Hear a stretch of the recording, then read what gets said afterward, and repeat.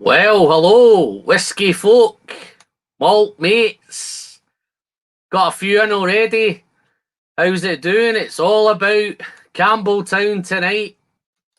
I'll come on to that in a wee bit in a minute.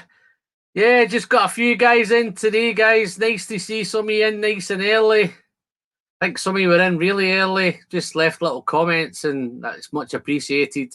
I think first Phil was the first one that was in. Nice, thanks, mate. Thanks, Phil. Back in again already. Gerhard was around. I've not seen Gerhard back in yet, but let's just check who we've got now. So we had a few actually. So Chris Brown was there nice and early.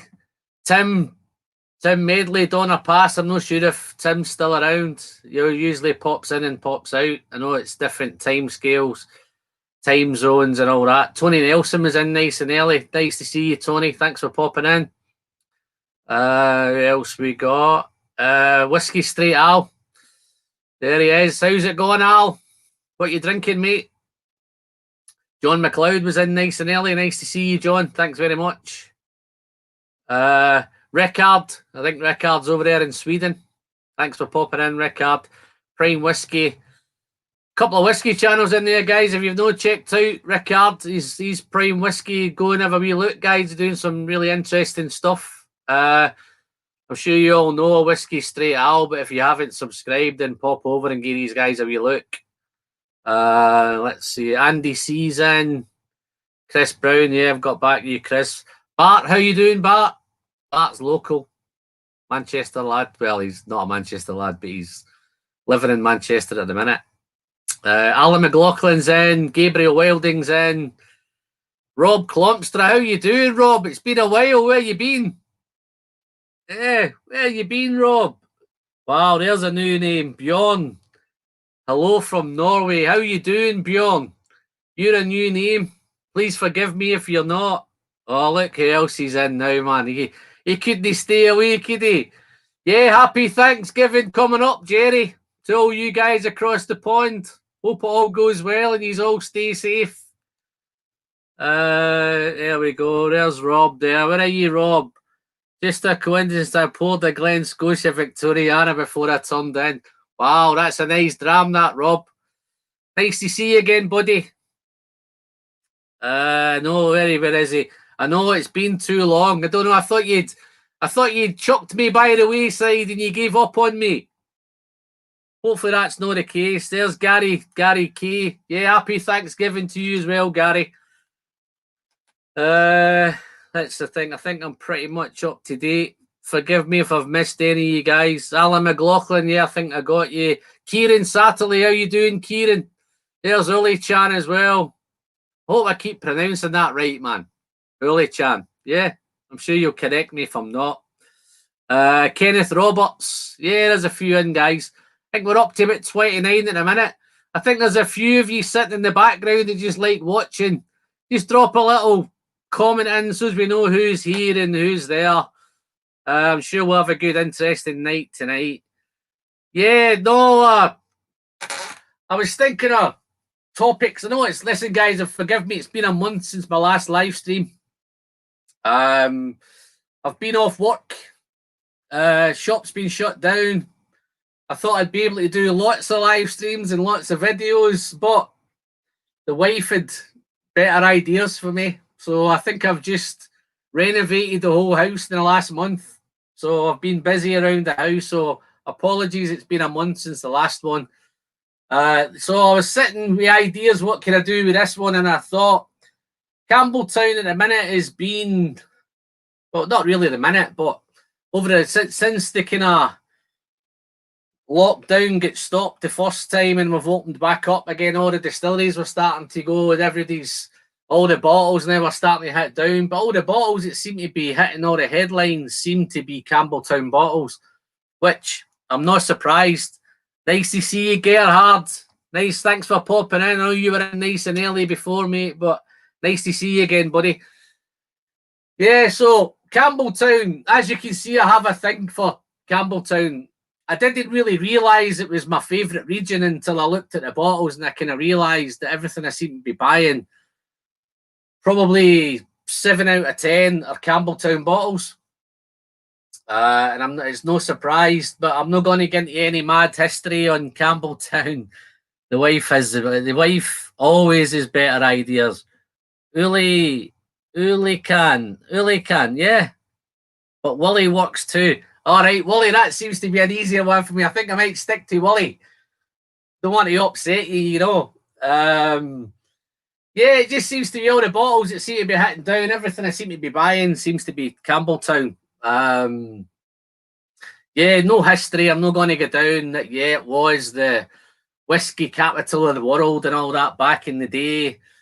But it just seems to be where everything seems to be happening in a minute is coming off Campbeltown. Springbank's rocking.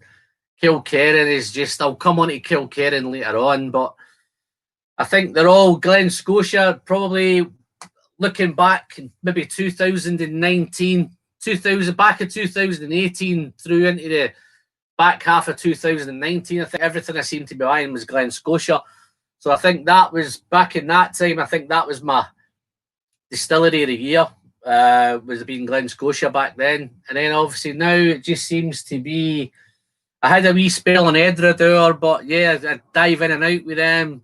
Lots of time with Glenallachie, but those seem to be, there's a lot of bottles and a lot of distilleries that I seem to be sticking with. Going back 2 or 3 years ago, it was kind of old Pulteney. Whether it's my palate changing or whether it's just the whiskey's getting better on different parts of the world and different parts of the time, different bits of time. Wally's fine. Yeah, Wally's fine, dude. Let's see what Rob's saying. It's a pretty new one that you don't see too much. Yeah. Yeah, let's. Yeah, 30 distilleries. Well, when I did do a wee bit of research, first Phil, and I think it's been started round about the 1570s, which is way back, man. But yeah, you're right. I think it did hit a point where there was about 30 distilleries. Lots of smuggling, lots of illicit stills, all of that back in the day. Oh, there's Gerhard. He's dived in and he's popped me a little super sticker. Well done there, mate. Thank you very much. I'll have a wee toast there to you, Gerhard. If you hang around, mate, I've got a couple of giveaways to do because I think I'm a wee bit behind. I think I have my last super chat giveaway to do.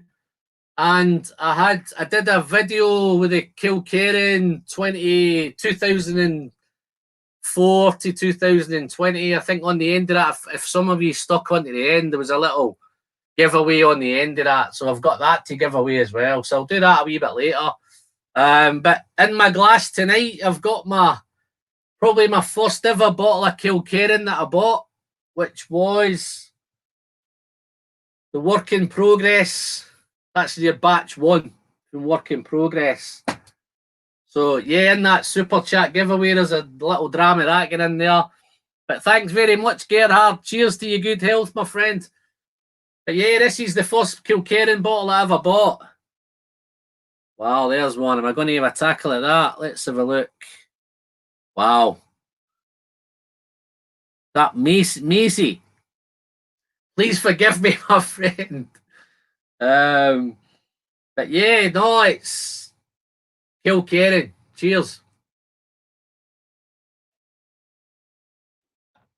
Yeah, lots of illicit distilleries, lots of illicit stills, smuggling, all of that.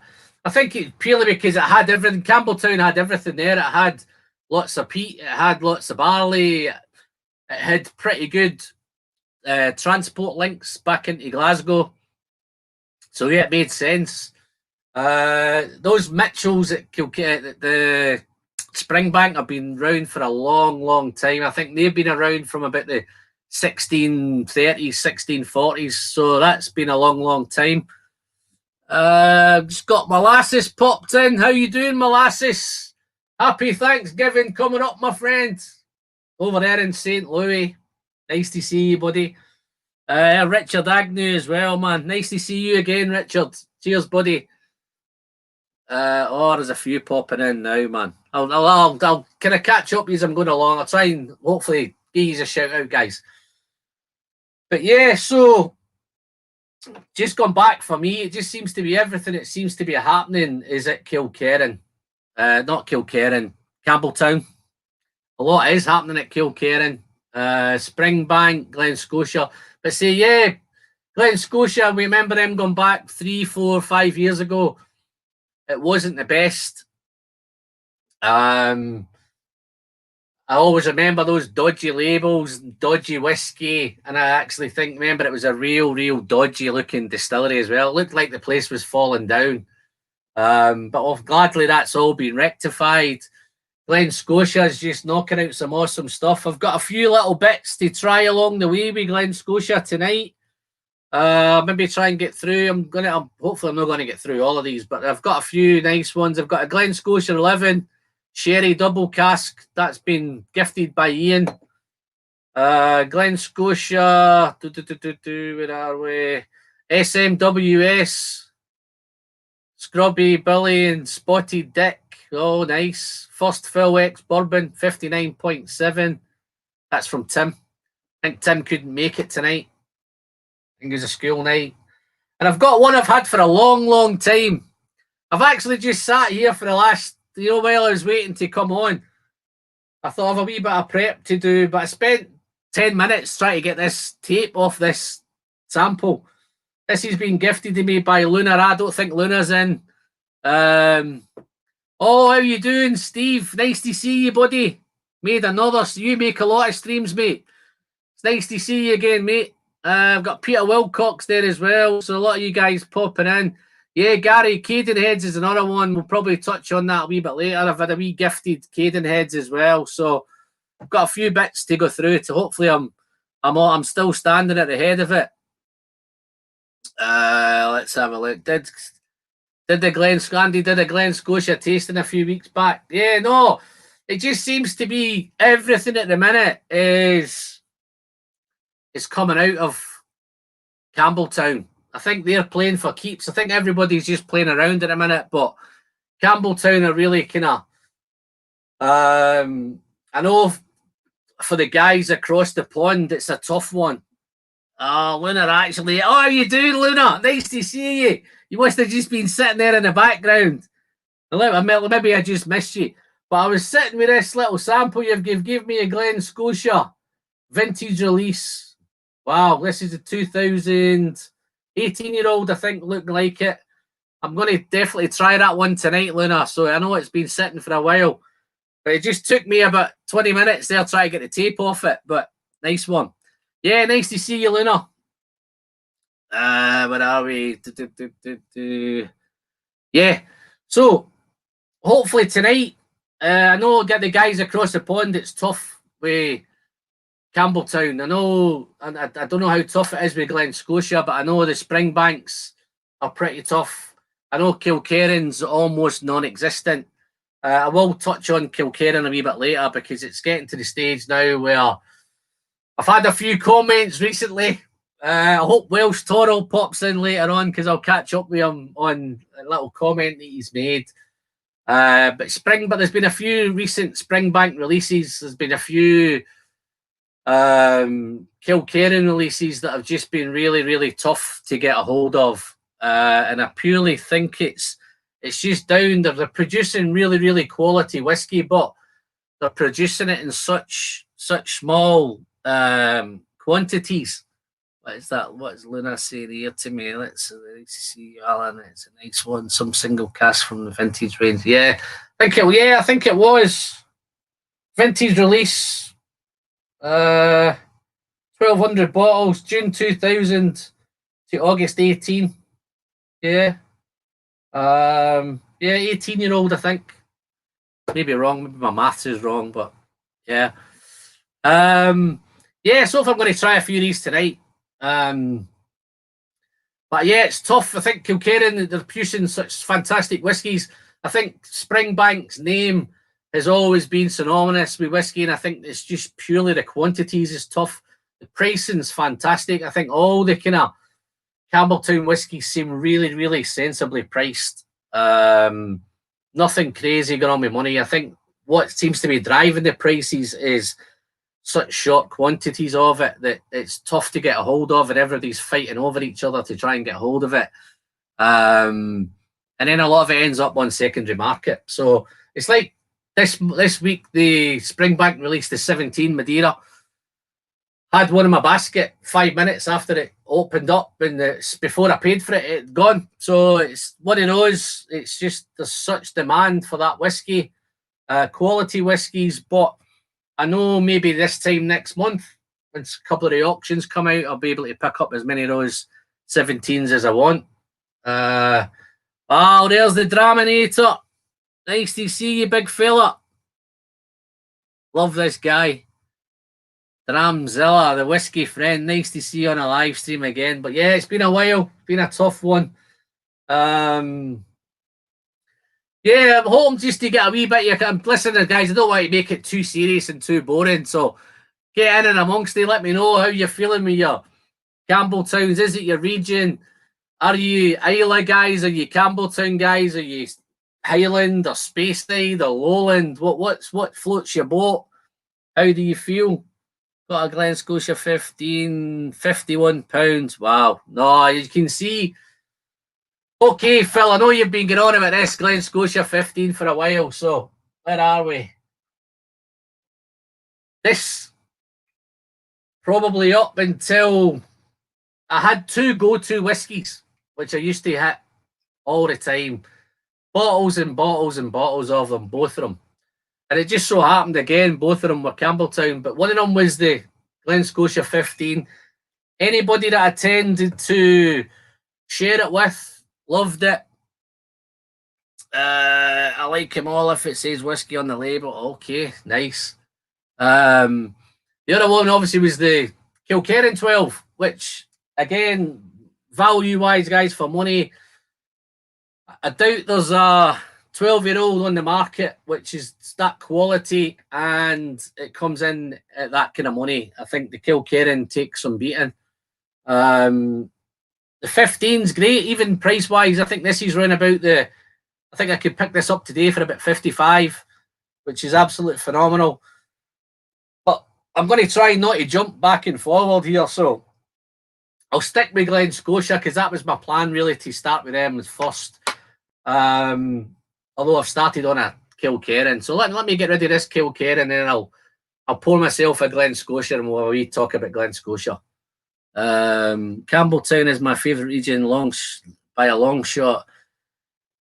Yeah, why do you think that is, Gary? What is what do you call them? What is Campbeltown doing for you that the rest are not?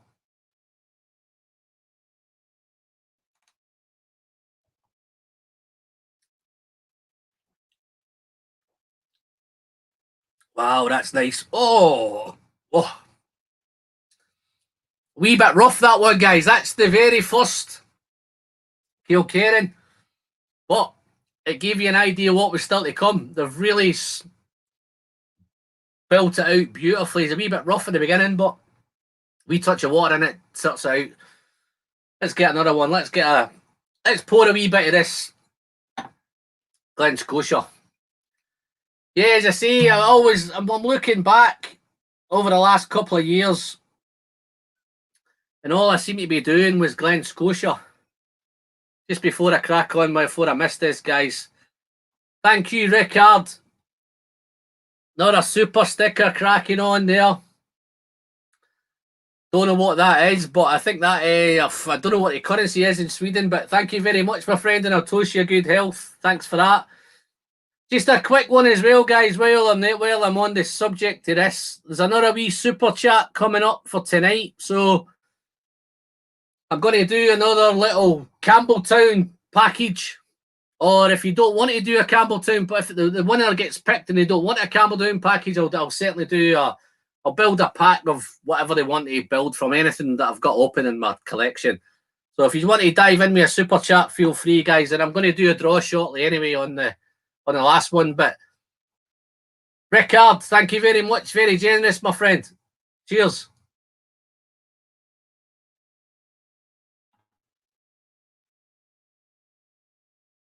Oh, nice. Let's have a look. Being honest, wasn't a Campbeltown or Tipperary Eiley fan at all.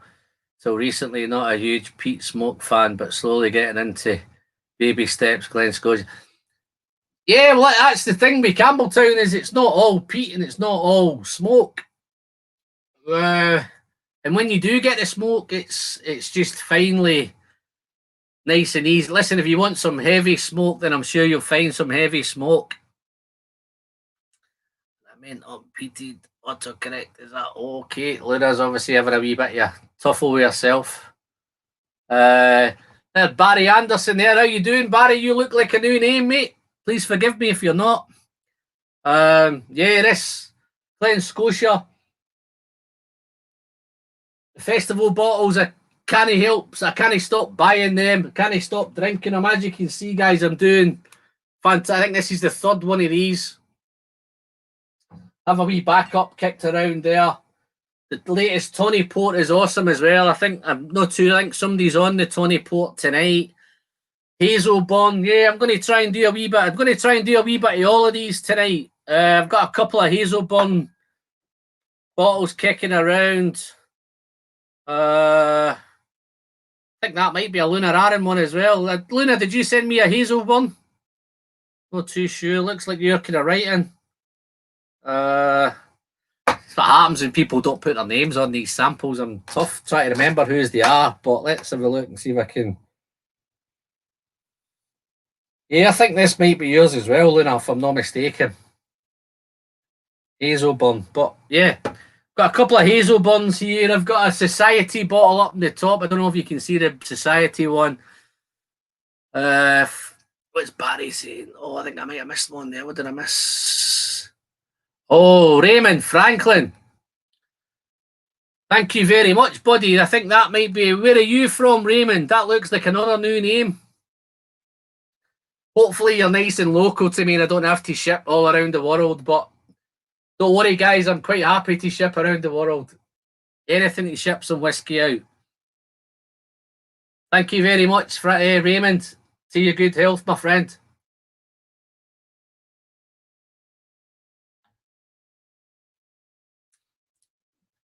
I just love the tropical note that I'm picking up in this Glen Scotia 15. Beautiful, beautiful. And actually now with Kilkerran now, I'm going to just jump a little bit, but the new Kilkerran, again, the 16, lots of tropical. So I'm loving some tropical fruit in my Campbeltown whiskies. I was going to wear my Springbank t-shirt tonight, but it's freezing. Just to give you an idea, guys, it's that cold. I've got the heating on in here. I don't think it's going to be a 5 or 6 hour live stream tonight because it's absolutely freezing. And I've got a nice little rug on me at the minute. I've got a wee throw kicking around here, keeping me up with it. I've got the radiator and the heater just down below me here, so it's a tough one. But hopefully the whiskey will keep me nice and warm. But yeah, no, I'm going to try and go through a few of these. But yeah, I think Glen Scotia. Obviously, the interesting part was back in 2000 when Springbank and Glen Scotia were the only two distilleries in Campbeltown, and I think they'd actually lost their region status, or they were about to lose their region status. I'm not too sure if they actually did lose it or they were about to lose it. And then obviously Springbank came to the rescue and managed to purchase Glengyle Distillery, which is now Kilkerran. And they kept their status because they had to have a minimum of 3 distilleries to be classed as a region. That's how important it was. But wow, I don't think anybody thought that Kilkerran would turn into what it did.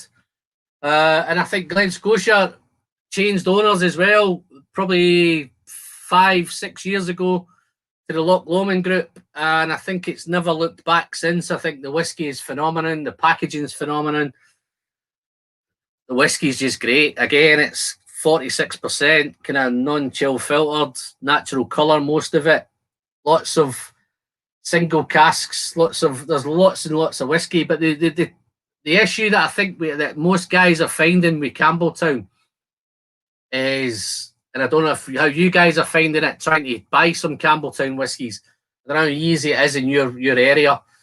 I think the UK, you've got a better chance, I think, but whereas when you go further afield, some of you guys in Europe might maybe let us know how it is in Europe.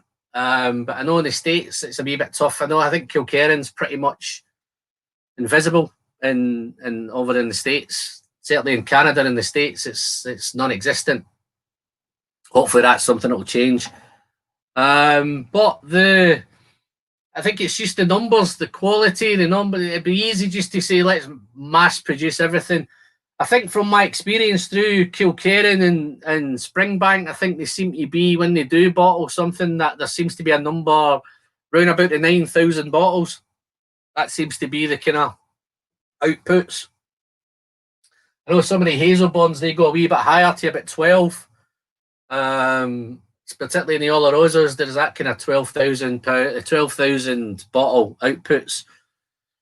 So they're not in massive numbers. And I think that's the problem, is now that it's out the bag that how good the region is and how much quality it's doing everything that we want them to do. They're unchill filtering it, they're natural colouring it, their price ranges are incredible. I don't think there's any of them that are overpriced for what they are. I think even if you look at you could probably pick up the Glen Scotia double cask for about £30 a bottle, and it's phenomenal whiskey for 30 quid. I think you can pick up the Kilkerran 12. Starting into age statements, I think you pick up the 12 for about, 35 to 40. Hazelburn 10s, they're all around that 30 quid. And again, with Springbank, you've got such choice. You've got the Long Rose, you've got the Hazelburns, you've got the Springbank, so you've got the heavily peated, you've got the lightly peated, you've got the triple distilled and Hazelburn, so it covers all the bases. I don't know how you guys feel. Like there was always a wee bit of kind of, when you imagine Islay and Campbeltown, they're two tiny little areas. And for the amount of whiskey they produce worldwide, I just think it's phenomenal. But what do you guys think? Let me dive in and see what's going on here. Luna's saying, let's have a look. Oh, there's Welsh. How you doing, Welsh? You seem to buy Springbank more easily than we can buy in the UK. I picked up your comment earlier, Welsh, on the Kilkerran. I think your gripe was that I think I called it a core range. And I don't think you can buy it anywhere. I think that's we're using the core range well, so I don't think it's aimed at there's unlimited amounts of it, which makes it a core range. I think it's something that they're just going to do all the time. It'll come out batches and batches. I don't know how many Kilkerran 16s came out, but I think it's testament to the brand at the minute that everybody's diving all over it. I've known about it probably 5, 6, 7 years about Kilkerran and waiting for it, because I've been buying it I've been buying it really since about 2000, and it must be over 10 years since I bought a first bottle of Kilkerran. Okay. So, and I don't know if Welsh is talking to me, Jimmy Legg. Yeah, no, I always find though, there's such small amounts, but if you really want to get it, it's just a shame that if it comes out at £56, let's say, just take this Kilkerran 16, for instance, came out at £56 plus shipping. So let's call it 60 quid. Fantastic value again for a 16-year-old whiskey. 60 quid, unchill filtered, natural colour. The big dilemma is we've just had a lockdown for 10 months and everybody has, all the supplies of everything's just dried up. Anything Kilkerran, because there was such small quantities. Even the 12 was sold out everywhere. So we had to wait, and we're waiting. So we've been waiting that long, and we got told during lockdown that as soon as the lockdown came out, the 12 would be back out. The long-awaited 16. as I'm not sure if people know, but Kilkerran just turned 16 years this year. So it's 16-year-old. So this is the oldest Kilkerran that's out there. Yeah, I love Welsh. Go on, get the conversation going, Welsh. £60 by a 10-minute window to buy it. Okay, here's my. I don't know if this is going to help you, Welsh. Right? I think you're right. I think there was a small window. I think it was a wee bit longer than 10 minutes, but maybe 15, maybe 20 minutes. But again, it's just the demand, and it's us guys telling everybody how great Kilkerran is. I don't think it's Kilkerran's fault that they can only produce so much of that quality. It'd be great if they could just double it up. As far as I know, they only spend maybe a couple of months a year at Kilkerran. They take turns and whatever they're putting out. Maybe a Long Row would get a wee stunt. Hazelburn would get a wee stunt. So I think that's how they tend to work it at Springbank, Kilkerran. But yeah, it's limited numbers. And I think as regards with the core range, I think it's classed as a core range because they're going to keep doing it. But a wee tip, Welsh. I think if you ever want anything Kilkerran, it's worth just, if you can get it on the day, then great. If you can't, don't worry.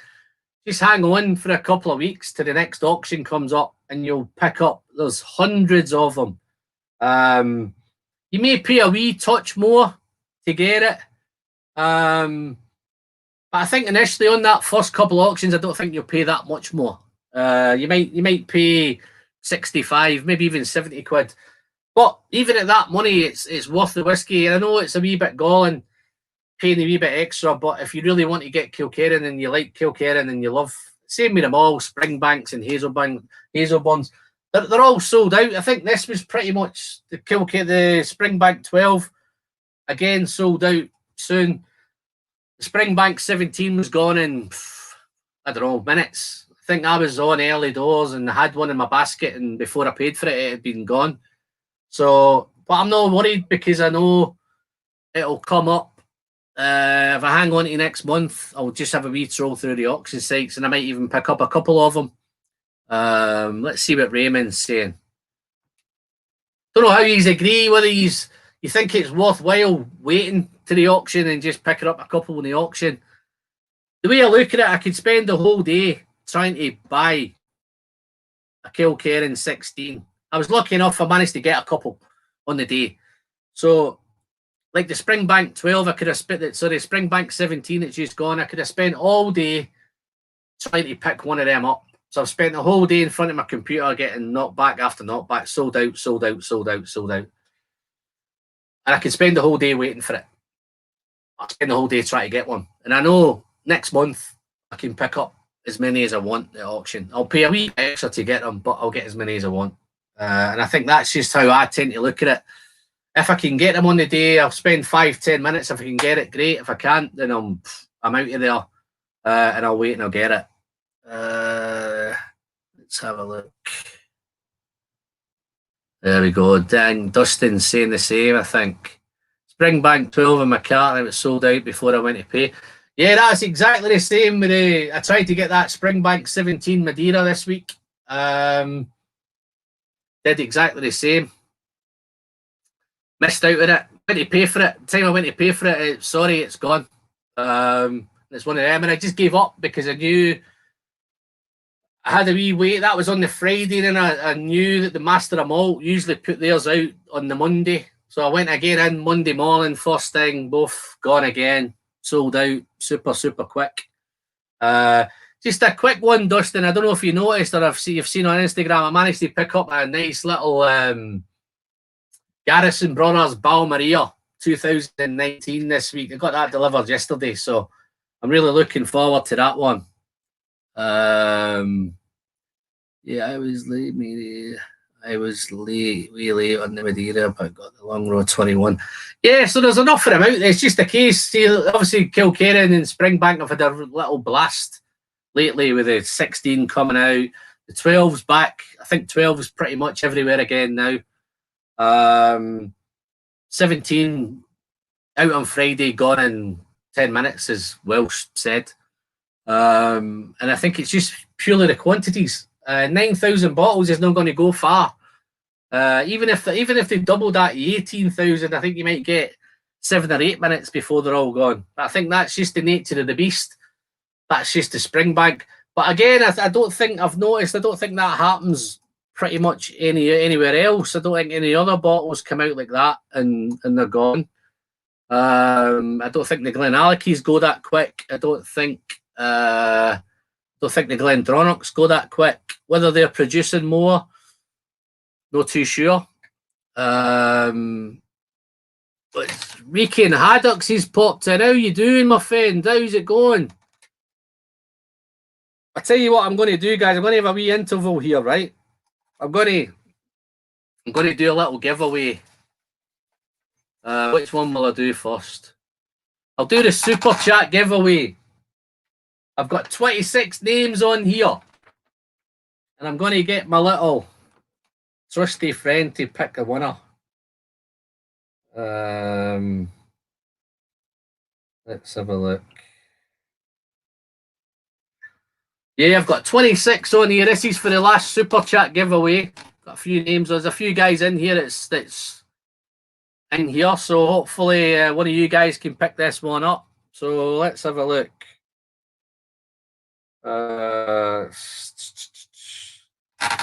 Give me a number between 1 and 26.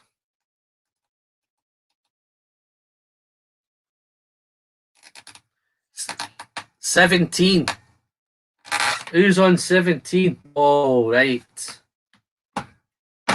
Wow, okay. Number 17 is Nicky Verba.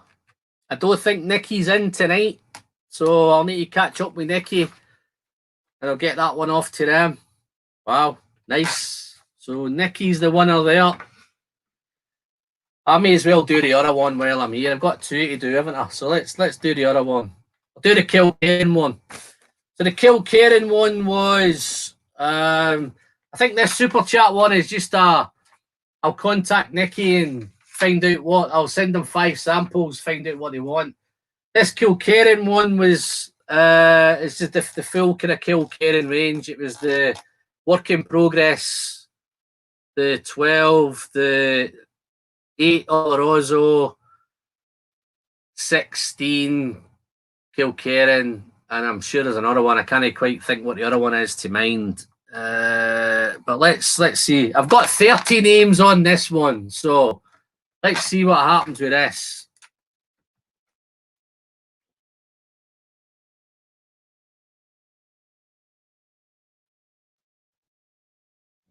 I have a number between 1 and 30.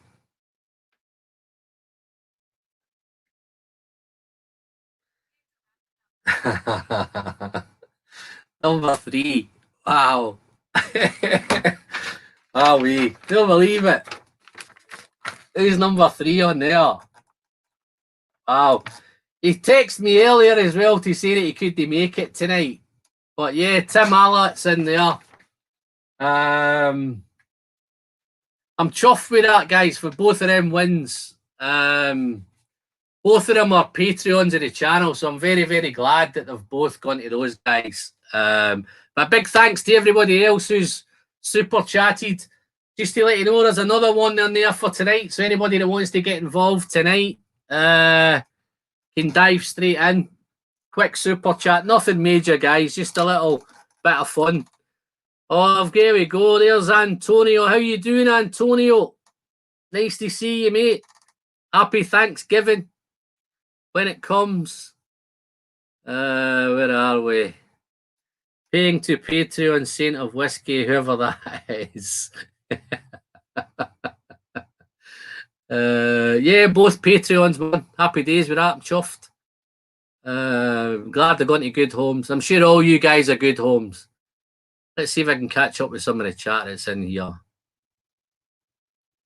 See what you guys are all saying. I think they're all talking long row, I think, in a minute. Yeah, I think Molasses, I know you've been picking up a few, haven't you? My local whiskey monger has been taking good care of me. He knows that I'm in on virtually anything from J.A. Mitchell. Yeah, so how is it over in St. Louis then? What sort of, do you get access to all the bottles, Mike? Do you get, or just get, you got limited stuff that you can get a hold of? Ardbeg, yeah, I think anything. Ardbeg's another one that does tend to go pretty quick. Always find with Ardbeg though, the time you've bought it, you're thinking, have I paid too much? I don't think you get that with Springbank and Kilkerrans and the Campbeltown whiskies. I think that's an Ardbeg and a Lagavulin thing. Lafroid, I think you always wonder, or a Macallan, have I paid too much? You know, that's what I think anyway. What is Luna saying? They're worth it for me, but secondary UK prices are often below us retail. So the market would agree they're a bit overpriced in the US, but I love Springbank. Yeah, but I think the secondary market, if you get on them early enough here, I think when you're getting into the older ones, once you start hitting 21s and 25s and all that kind of stuff, then yeah, they really get expensive. But I think when you're on the 12 cash 10s and your Springbank, I think the Springbank 10's easily available at, 35 to 40 pounds. The Springbank 21, I think that's getting a wee bit on the kind of stiff side. And I think what my experience is with that, I think there's bits of batch variations with that. I've had some good Springbank 21s and I've had some not so good, it's not common with Springbank. I usually find it's like this new Springbank 12. I think I've always been used to the mix of the bourbon casks and the sherry casks, but it'd be 50-50 or 65-30 or 65-35 or 70-30. I think with this one it's a wee bit different. I think it's 35 sherry, 25 bourbon, 25 Burgundy, I think that one, and 5% port. So they've really had a good mix on this one. Let's have a look. Let's turn this volume off. Yeah. My whiskey friend, local shop gets very limited allocations of the rare stuff. Tariffs make the prices painful. It's pay up or miss out. Yeah, well, hopefully your new guy is going to sort them tariffs out for you. I think that's the first thing I'd be getting on the phone to Mr. Biden and saying, listen, sort them tariffs out. I'm not too sure if that's on the cards at the minute. Okay, got a couple of new guys in. I've got Stewie Baby in. How you doing, Stewie Baby? Nice to see you. Thanks for popping in. Not sure if Luna's getting off, running out. Thanks for popping in, Luna. I'm going to have a wee go on your Glen Scotia pretty soon. So if you want to pop back in the replay and have a look at it in the replay, you can catch up there. But thank you very much. I think I'll finish this 15 off. Look at that there. Wow. Springbank 25 is here, but $900, eh? Wow. That's a bit. That must be an old Springbank 25, that. For the 1930s or something. You know. Only joking there, Gary. What he's all drinking, guys? Anybody on some Campbeltown whiskey?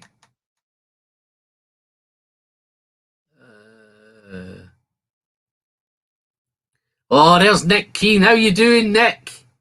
Just had a sample pack of Glen Scotia a couple of days ago.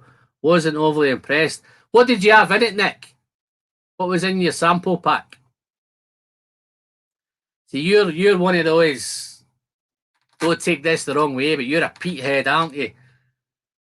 So you're an Isla guy. You're all over Isla. I'm going to just try and introduce you gently to Campbeltown. How you doing, Tim? Nice to see you again, buddy. Nice to see you popping back in. I did mention you earlier, but I wasn't sure if you were still around. Happy Thanksgiving, mate. Let's have a look. Eric, wait. How you doing, Eric? Nice to see you, mate. Happy Thanksgiving.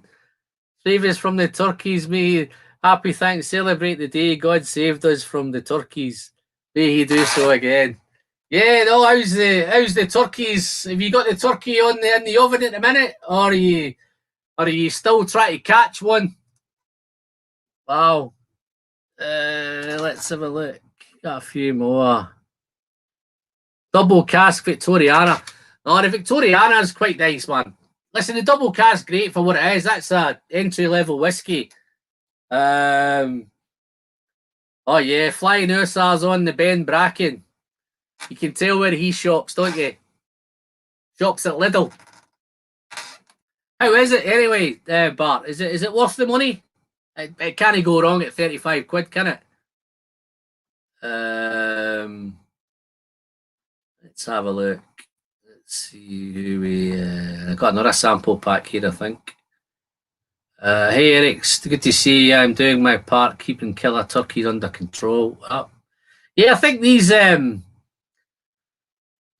guys over across the pond have got a thing about it. I think they're scared of turkeys. I don't know what that is, man. We're pretty cool with them. Just cook them. Sample pack from Glasgow Distillery this week with the peated and triple distilled were fantastic. Yeah, I think I've had a few samples sent to me from Whiskey Shared has sent me some of them Glasgow distilleries. I'm sure it's the Glasgow distilleries he sent me. I've got a few. I think there's a peated one in there. So many samples, guys. It's unreal what's going on, but I'm loving it. It gives me a chance to try so many whiskies without having to go and buy them all. I buy enough, but there's just so much out there. Just incredible stuff. Klein Lease 23s, Ben Rennes 21s, just super stuff. Jerry's obviously, I've got Jerry's samples here. I was maybe looking to do one of Jerry's kind of little whiskey samples as a video today, but I never got quite around to it. Four Gate, Doc Swinson. I've got the Old Tub bottled in Bond. Sure, there's a couple of good ones in here. Bullet Bourbon, Solist. Had a wee, as you can tell, Jerry had a wee whiff of that one today. Nice stuff. Knob Creek, some great stuff. But yeah, there's just that much awesome whiskies.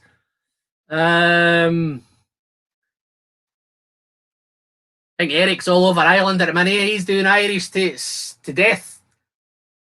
Eric, you could be Irish by the time you've finished all these reviews that you're doing.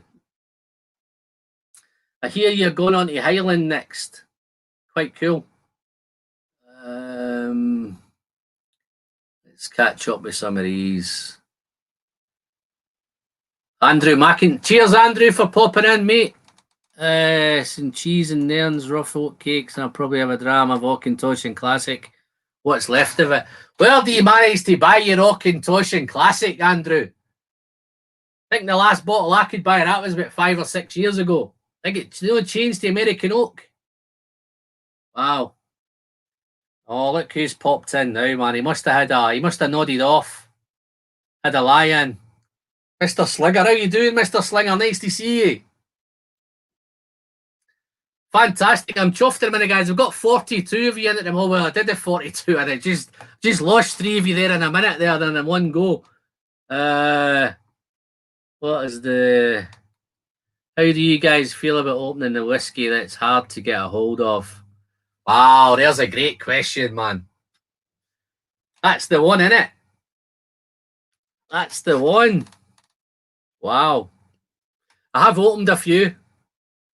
I'll give you an idea. A couple that opened it. I opened for my 1,000 subscriber live. I opened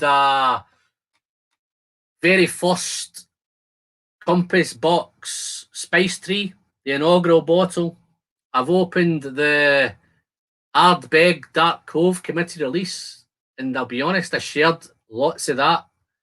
I opened the Lagavulin Jazz Festival 2017. Yeah, there's a few that have opened. There's a few that I'm looking to open. I did my Glenallachie. Where are we? I had a nice Glenallachie single cask, 2005, 13-year-old. I was saving that for a rainy day, but I managed to open that. No, fair play to you guys that open everything, man. Wow. It's a great question. I've opened them all. Wow. Must have a drink problem there, Willie. I just open it. Life's too short. Yeah, I know. It's one of them, you sometimes when you it's not even an expensive bottle, but sometimes I find like this Kilkerran 16, look at that already. Right, I've granted I've shared a couple of drams of this. But not anything. The rest of that I've drunk that. And it's just you're thinking, my God, when that finishes, you know, when you get to heels of bottles, have we got any that are pretty much, it's like this Glenallachie 10, look at that, cast strength, awesome stuff. But I do have a backup waiting already, so it's just some of them. But when you get to those heels, I've got a really nice bottle, you think, oh, do I share it? Will I share it? I know I share a lot of whiskey. Let's have a look. Yeah, no, I did send you a sample of that, Mark. That Glenallachie is awesome. I have sent a few samples of that out. I think a few of the guys that might be in have actually had that.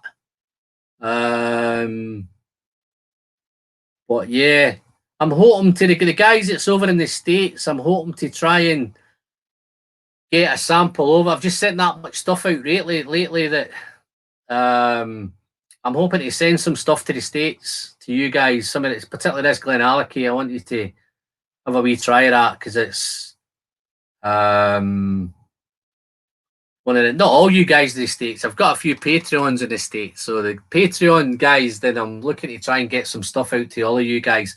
I have done a few of the guys. Hopefully I've got some more of you still to get a reach out to and catch up with.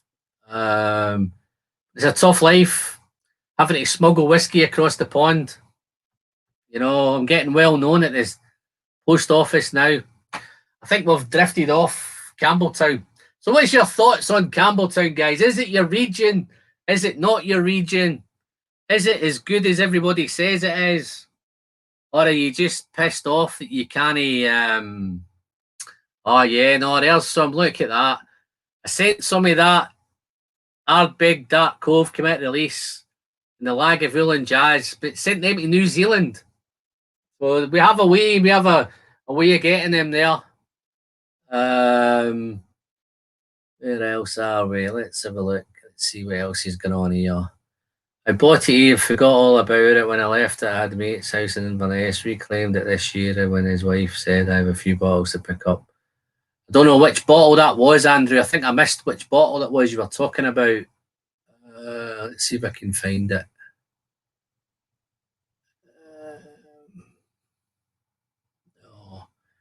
I think Eric's been on. Eric's starting these peated Highland single malts, Scotch whiskey.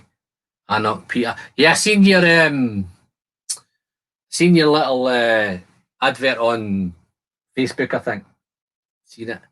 You'd be surprised. There's actually quite a few Highland peated whiskies kicking around, but a lot of guys might be surprised that it's so many Highland ones. And I've had a couple of nice. Sure, I had a nice Ben Riach peated, which was nice. Yeah, but there is a few. I've just went through half a bottle of the Glendronach peated. That's lovely as well. It's still good money, easy money. And let's catch up again now. Yeah, so let's open, share it, and enjoy it. Yeah, Steve's right, isn't he? Yeah. Okay. Here's a wee quick question then, guys. What's your kind of budget? Where would you draw the line on an ice? Let's say, I don't know if Welsh is still in, but I don't know if Welsh would pay over the odds. But if you had to pay over the odds, guys, how much over would you go to get something? Give me an idea of what bottles we're talking about. Would it be a Springbank 21 or a Long Row 18, or what would you push the boat out for? You know, here's one. Kilkerran 8, Oloroso 57.1. One of these bad boys. What would you do to get one of them? How far would you go? And again, with that one, guys, if you want them bad enough, then I can pick one of these up every month at auction. It just means I just pay a wee bit more for it. Luckily enough, I got these. What's Eric saying? He's got 12. Got 12 peated Highland single malts. I also do some Islay comparison videos. Yeah, no, I'll catch him when they come out, Eric. No worries. I love watching your stuff, mate. First fill's kicking in. Here's the first one. £70 for a Springbank 15. Wow. Don't think that's as much as that, is it? It's in the 60s, I think. So this one. To get an idea, this one, guys, I think I paid 60 for the cast strength 12, which is awesome money. Got two, but from Ireland. What was that? He got two of.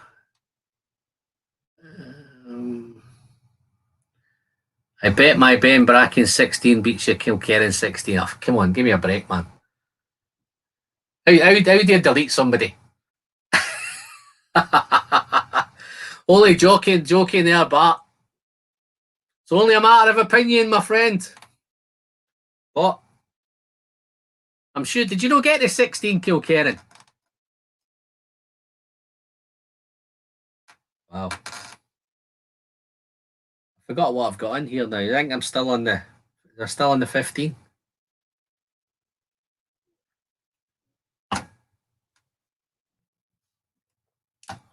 Auchentoshan Classic. Wow. Forget your idea, Andrew. In the back of my cupboard somewhere, I think I've got 5 or 6 bottles of that Auchentoshan Classic. But I seen it go off the shelves probably 4 or 5 years ago. I think they replaced it by the American Oak, I think that became the standard. I don't know if it's still around somewhere. Somebody will be able to tell me if it's still around. Yeah, I've got some coming in now here. Let's have a look. My limit was €350. Now I don't like to go over €150. So what changed you there then, Gerhard? So what would you been paying? $350. You must have been getting some nice whiskies, man. You'd probably pick up. Let's have a look. You're into some decent 25-year-olds there, maybe. Definitely some really good 21-year-olds. Might even get a Springbank 21 for around about that, I think. Kilkerran 8 sherry, man. Yeah. I think that's the kick the whole year off. Just a little spoiler of my whiskey of the year videos coming up pretty soon. What do you think's going to win that? I think you'll be able to tell what's in there, but it's been quite interesting. I'm going to have a wee pour of Luna's Glen Scotia, and then I'm going to crack on to. Wow. Nice healthy sample as well, Luna. Thank you very much. Wow. Got a really nice, I don't know too much about it. No info. I think it's refill bourbon.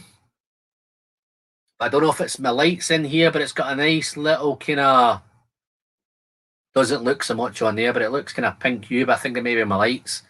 Real nice bourbon. Wow, that's nice. I'll leave that for a minute and let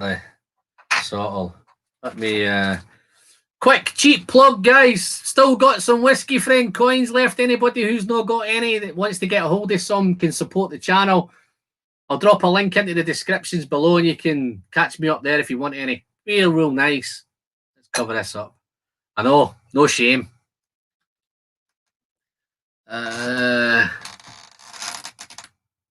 Yeah. And you're right there, Chris.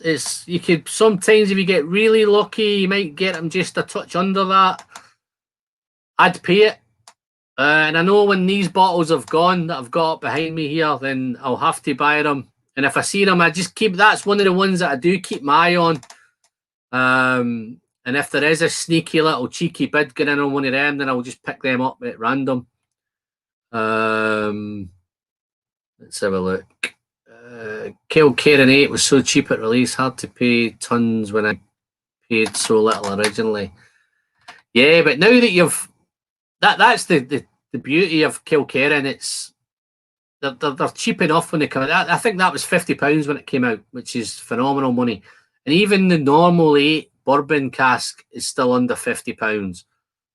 That's a wee bit more readily available to get hold of. I think that's even in the States at the minute. I'm not too sure if it's in New Zealand, Nick. But yeah, you can pretty much pick that up easy peasy. I think, funnily enough, I have a wee sample left of that one left at the minute. Kilkerran 8.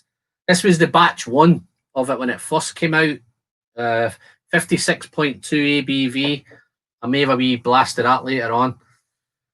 I'm trying not to do a super long live stream tonight, guys. So once I start getting a wee bit ratty and a wee bit kind of boring, then you'll let me know and I can call it a day. It's bad news though. I'm off work at the minute, so I've got as though as if I'm rushed for time. Kilkerran 8 sherry cask, €100. Yeah. Yeah. Would pay £80 for a Kilkerran. Aberlour Abuna, probably not. See, here's my take on the Abuna. Is I think we got away with it for years and years. £50 for that Abuna for probably 10 years until Aberlour got wise to the fact that they were undercharging for it.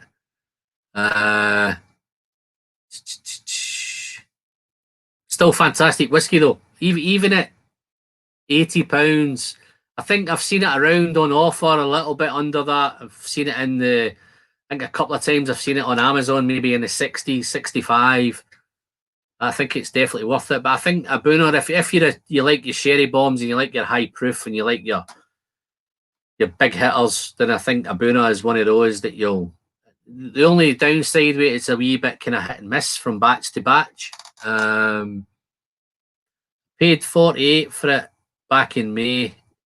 I'm too afraid to look at auction prices now. I think you're looking, Nick, anything from kind of 80 quid to about 100 quid, depending on the auction and depending on how many there is.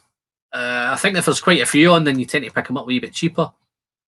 I don't know if you follow Sid Martin on Facebook and Instagram, I think he put an example on. He was looking at a Longmorn 16, the old version, the green bottle, back in, must have been June time, maybe even earlier than that. He popped one up that went for auction for £360 at auction. So with fees and costs and delivery, that would probably have been round about £410, £420 that the guy paid for that in the end, which is madness. And he's picked one up this week at £85. So it just shows you the auctions can be a wee bit hit and miss.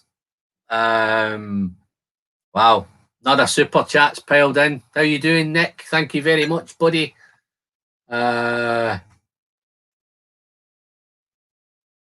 your Ardbeg Black Fund. Yeah, I don't know about Ardbeg, man. But it's not one of them that really. I've got a couple of nice Ardbegs. Talking about some of the bottles that I've not opened, I've got one that I haven't opened, which is an Ardbeg, which is the 20-something. I think it's a 21-year-old. I think I picked that up at auction. So that's still sitting around for a rainy day, maybe. Maybe if you're ever in Manchester, Nick, I might crack that open and share a couple of drams with you of it. But thank you very much for your super chat, buddy.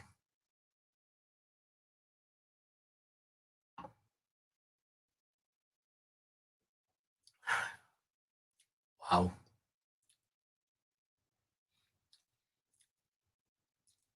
Wow, that one of Luna's is a wee bit spicy. Lots of vanilla, lots of toffee. Spicy. Got a wee nip there. But again, I think it's only, 46% ABV. Got a nice element there as well. Maybe some apples, apricots, pears. Real nice. Really easy to sip. Real floral flower basket nose, man. Lovely on the nose. Wow. It's just a shame I've been sitting in it. I must have had this for maybe a year now. But yeah, I'm not surprised it's thingied for a year. Just give you a quick idea, guys. I did a wee bit of sampling around again. Look at this. I've had to all these samples. And I tell you, there's some really top stuff in here. I've pulled out some of the ones that I've had, some hazel bonds. But to get an idea with this one, and I've got on this side, this might appeal to some of you American guys and guys. Look at this one. This is my bourbon ones. Some real nice stuff. And the whole bottom shelf behind me is just full of stuff. Wow. They're firing in thick and fast now. There's Andy C piled in. Thank you very much, Andy. To your good health, my friend. A little bit of Glen Scotia. Vintage release. Wow, that beautiful. It's a really nice tropical. I tend to get tropical quite a lot with Glen Scotia. Wow, real nice. But to your good health, buddy. Hope you're staying safe and keeping well and having some nice whiskies. Just a quick one, guys. I did do a video today. Got a video coming out maybe in the next couple of days. I'm doing the Glenallachie batch 4. Wow. Look forward to that, guys. Mr. Slinger, I don't know if he's still awake, but he sent me a nice sample of it. Which, it was fatal, Mark. I don't know if he's still in, but it was fatal. When I did the review of it, I had to do it in one take because I smashed it in one take. I was enjoying it that much. So I had to get it right. So if the video is not up to my usual good standard, guys, then I apologise. But it was the sad thing now is that as soon as I came off from filming it, I bought 2. I've got 2 bottles on order. So I tried not to spend any more money this month. I've maxed out my money. Yeah, Gerhard's right, man. Yeah, there's so many whiskies coming out, man, every time. And I'm in a little WhatsApp group here as well, and he keeps putting up, what was the one that came up today? Old Pulteney 15, under £50. That Ben Bracken, there's, lots of stuff they're all posting pictures what they got on auction this week. Yeah, no, Mark, not to give you a spoiler, mate, but they're just getting better and better. Have a look at it. It'll be up in the next couple of days, man. I've just got to edit it now, so. But I'm going to try and I'm hopefully not going to edit too much out of it because I was enjoying it that much that it might be quite fun to watch. Here's Andy C. I know Andy C is a Glenallachie fan. Batch 3 and 4. Still can't decide which I prefer. Both really good. Yeah, no, this is. I don't want to give too much away in the video, but when it came to scoring it, it was a bit tough because the 3 was awesome, and I think I'd set my stall out too high. I think I'd scored that at 94, so it didn't give me much leave room to I had to wriggle a little bit when I came to scoring this batch 4. But hopefully you'll enjoy it. I certainly enjoyed the whiskey, and I know it's phenomenal stuff. I think it's just a little bit darker again than the 3. It was really that 56.1. It drunk like 46.1. That's how nice that. And I know my dangerous dram, the Glenfarclas 12's now discontinued, so I think one of these Glenallachie's could become the new dangerous dram. I think. Matt Slinger fancies he's gave it to the batch 4. Anyway, how did we get talking about Glenallachie, man? We're supposed to be talking about Campbeltown. I don't mind, guys. As you know, my streams kind of just they start off and then they kind of end up, you know, taking a tangent. So how long have I been on now? Where am I looking? Just over an hour. Yeah, it's not too bad now. Gary K, how you doing, Gary? You have a good one, mate. Off, get your lunch. I know it's early over there. Careful of them turkeys, mate. Happy Thanksgiving, Gary. Cheers for popping in, buddy. Yeah, we've got a 3 and a 4 shootout. I would love to have done a 3 and 4 shootout tonight, but I had no sample left. I've done all that sampling because I could have done a 3 and 4 now, but it is Campbeltown after all. But no, this is lovely and fruity, tropical, pineapples, mangoes, kiwis, all those kind of lots of tropical fruit, and it's getting more fruity the longer it is in the glass. So I know I poured it, left it for a bit. Don't think it needs any water, but I'm sure it would take a little bit of water and it'd be quite nice.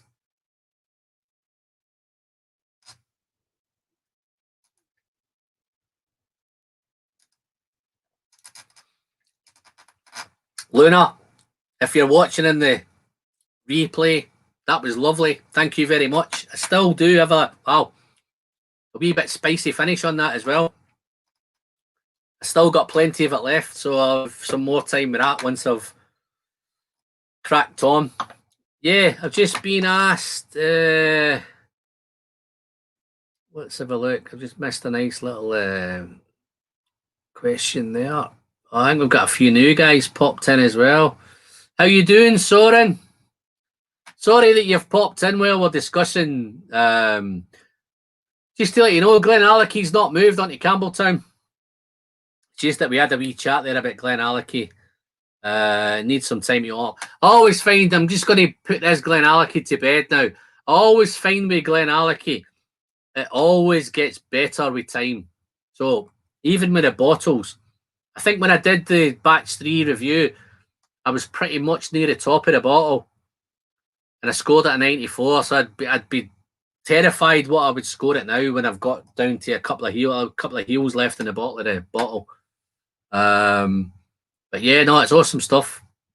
What else we got? Stewie baby. Yeah, the new Springbank Madeira. Yeah, I tried for 10 minutes to get a hold of one, Stewie, but I had it in my basket, and by the time I went to pay for it, it had gone. So I've not actually got one yet, but give me a couple of months and I'll have a couple of them. I'll just pick them up at auction. I'm sure it'll be fantastic. I'm sure some of the guys in here might actually have the Springbank. I know a couple of the guys got it delivered today. So I think they might be able to, if they've opened it, they might be able to give you a little kind of lowdown on it. Andy C. Andy, thank you very much, buddy. Thanks for popping in, as always. Thanks for the super chat. Have a good night, mate. What am I going to do now? I need to pour some. Yeah, I was going to talk about Caden heads. This is one that I missed. I got this one sent to me. There's a guy locally, Raphael. Turns out he's not far away in Warrington, my neck of the woods. He sent me a wee bit of this. He's at the Caden heads, and I think they can bottle their own over there. So he's got his name on there, Raphael. 57.5, and it's the Campbeltown blended malt Scotch. See, it doesn't tell me anything else about it that much, to be fair. Just that it's a blended malt. So I'm presuming that it's all the Campbeltown malts maybe in it, or could have anything in it. I was going to do a little bit tonight, but I might do something with a review with this. I might have a wee Campbeltown video coming up later on. I might do something with that. But thank you very much to that. I don't think Raphael's in tonight anyway. Got some more bottles here. Chris Brown's on the 16. I'm just thinking whether I go into the Kilkerran now or I do. I tell you what, I'm going to do one more Glen Scotia because I've been looking forward to this one. This was sent to me by Ian Cockcroft. I don't think Ian's in tonight either, or if he's hiding in the background somewhere. He's another local lad here. But yeah, Glen Scotia Sherry double cask, 54.1. Glen Scotia. Wow, look at that, man. That's like a white wine, that. I'm presuming no colour, no chill. Look at that, lovely. And it says sherry on here, I think. Sherry double cask. Don't think there's a lot of sherry in there looking at it. I think there's definitely some ex-bourbon cask looking there as well. Wow, that's different. That's got the funk. Shouting last orders for me. Great night with great people. First Phil, thank you very much for popping by, buddy. You're always welcome, and you have a good one, mate. Thanks for dropping by. Wow, that's funky. The tropical's there, right? But it's got that kind of, I'd hate to say a spring, but it's got a Campbeltown funk. But it's got something a wee bit unusual in there. And I'd hate to say it, but it's like maybe initially, I think with a bit of time it will get better. But when I've just poured it, it's got that kind of baby sick, that kind of thing. It's got that really, really, might be a wee bit off-putting on the nose initially. I'm going to leave that for a bit. I'll come back to that. But I know this will be nice. Yeah, those fruits are coming through. It's easing off now anyway, but it's just that initial pour. I tend to get that kind of funkiness with them. But what else are we going to do? Let's get the next one lined up. I'll join you, Chris. I'll get the old 16 going. I have reviewed this, guys, so if you've not quite seen the review, then you know where to go. Just go back and have a quick look out and check out the video. Don't forget to give me the thumbs up and drop me a comment. All helps. You'll like it. It's very sweet. Yeah, no, listen, it's got that. Did you get that funkiness then? That danky. Wow.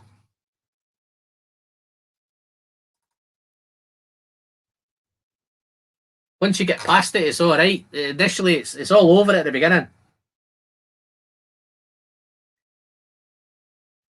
Got the here's one, guys. This is going to test me, innit? How you doing? Oh, I might just call you Manga. How's it going, Manga? Nice to see you. Thanks for dropping by. Yeah, look, here we go. Baby sick is not a desirable trait in anything.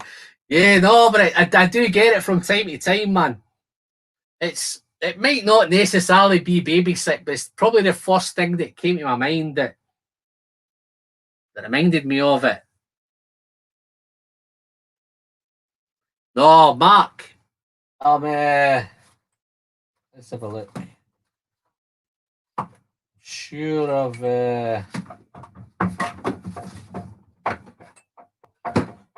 I've got him here somewhere.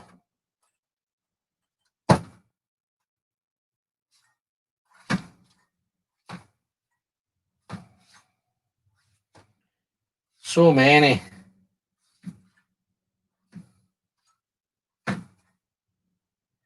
Right, Glen Allachie, I've got I don't think this is yours. This is the Tyndrum batch 1. 14-year-old Glen Allachie, 2006. I've got a 2007 11-year-old first fill Sherry Hogshead, 61.3. Wow, that's another whopper. But yours are here. Yeah.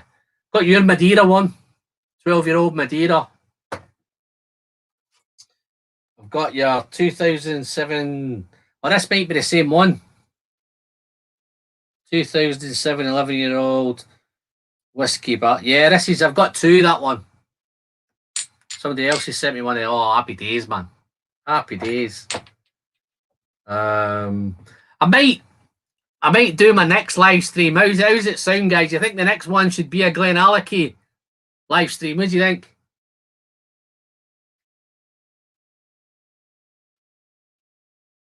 Yeah, no, it's.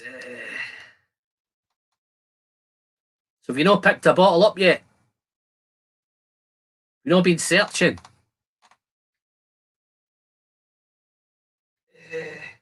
16. 16. Oh, I got lucky that day. Wow. I'm trying to get away from this baby sick. But as it's diminishing, it's becoming fruity. Yeah, it is getting quite sweet. I think it's some apples, apricot, pear maybe, some vanilla. But let's taste it, have a wee sip of it, because I've been looking forward. I've been sitting with this one for a wee while as well.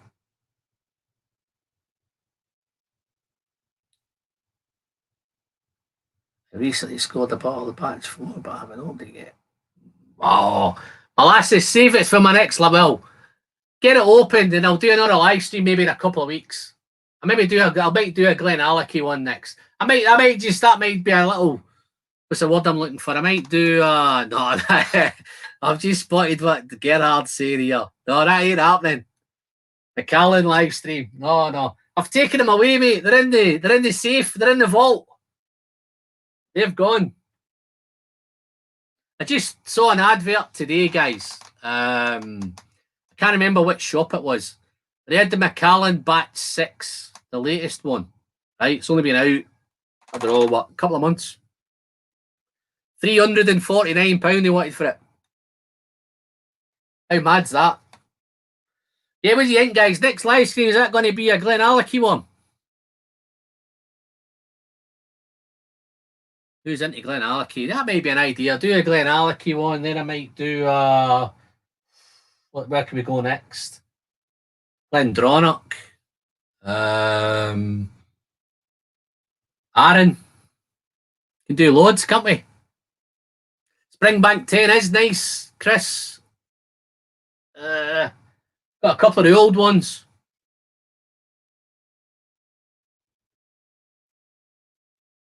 Yeah, no, that thingy, that cheeky Gerhard there, eh? Macallan's, man. Wow. I do have some samples of them. No, they'll be in that one. Yeah, no, I don't think they're in here somewhere, but let's taste this.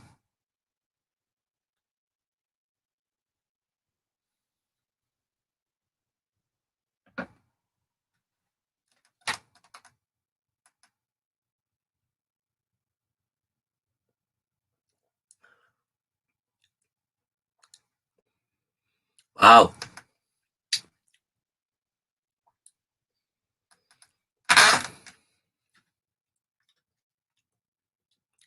That's nice. That nose, there's none of it on the palate. That baby sick is nowhere to be seen now. Just a nose stinks on the nose. I think that's just that Campbeltown funk in it. That's that kind of wow. But that is nice. It is a little bit dry, spicy. Yeah, it's nice and sweet. I think it will get sweeter. I don't know how much this. Do you know how much this was a bottle, Gabe?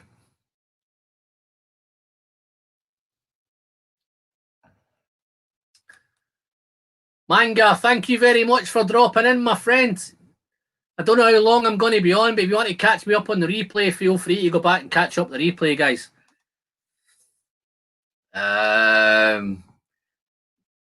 Only a problem that I've not got no Jura, mate. I had one bottle of Jura, and I had a bottle of the Jura Superstition, right? But I just recently had a guy do some work on my house. He repointed my windows, and it just so happened to say that he was into whiskey, so guess what I paid him with? I paid him with my bottle of Jura. 55. Yeah, that's not bad for 55, that. Just a bit funny on the nose. But the palate's great.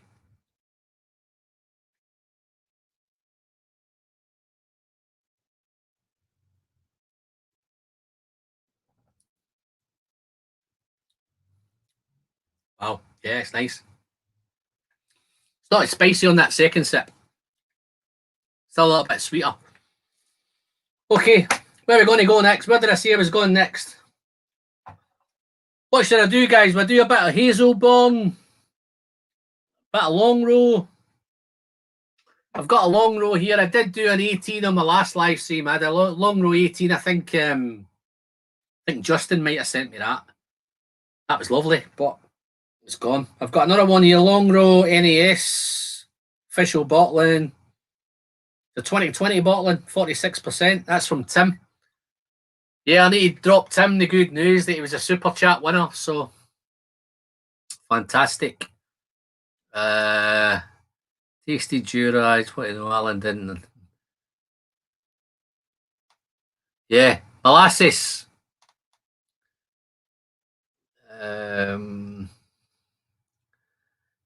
Forget about Jura molasses. You don't want to go down that road, mate.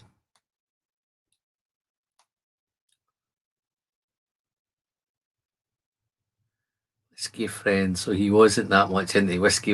No, I don't think he knew what it was. I think he just said he liked whiskey, but yeah, no, I got my windows done for a bottle of Jura. Pointed on the back side, man, fantastic.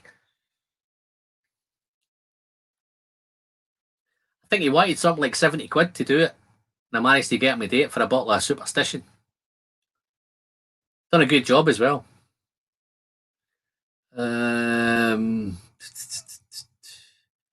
Okay. So what we're doing next, guys? Where are we going? Where's his fancy? I might stay for another half hour and make it a 2-hour job tonight and get off and watch some telly with the missus. What time we're on now? Is that 11 o'clock? Yeah, well, I think she's working in the morning, so it might drag on a bit. But only if you guys want it to. Yeah, we've not touched on Springbank, Hazelburn, Kilkerran. Yeah, I think we've touched roughly on them. I think the prices are fantastic. There's nothing that's crazy mad prices. I think it's just us that make them crazy on the secondary market. We want to get them that much. We're prepared to pay anything. That's why I asked earlier, guys, what would you pay? How far would you go? But yeah, 50 quid. Now we're making it 80, 85, 100. Some guys are paying more than 100 to get it because it's out there. I guarantee when the Whiskey of the Year videos come out, there'll be 2 or 3 that'll have it as their Whiskey of the Year. Springbank 12 cast strength. Okay. Let's go there. Let's get a fresh glass. Which one you got? This is the... You could mistake this as the Kilkerran 8 Oloroso because it's 57.1.